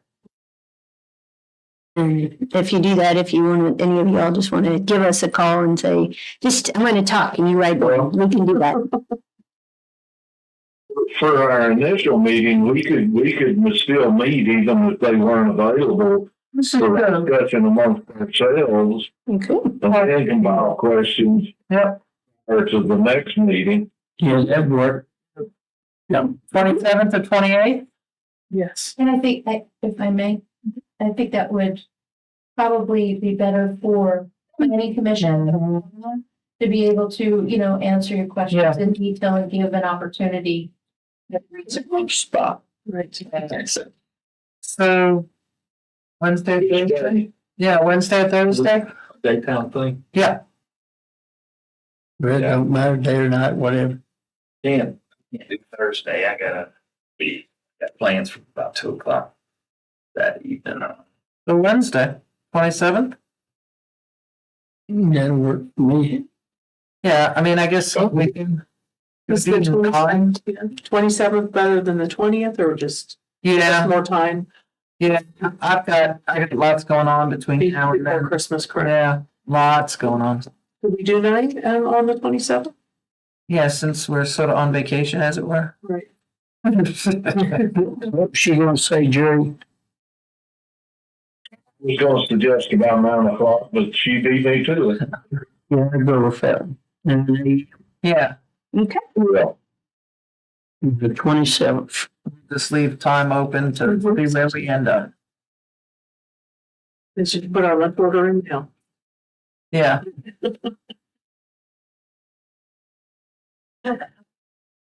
So, anybody write us and giving us a hard time or anything? A couple of things in correspondence that you might want to look at. There's some things from the health department and do you want to go through the list with them real quick?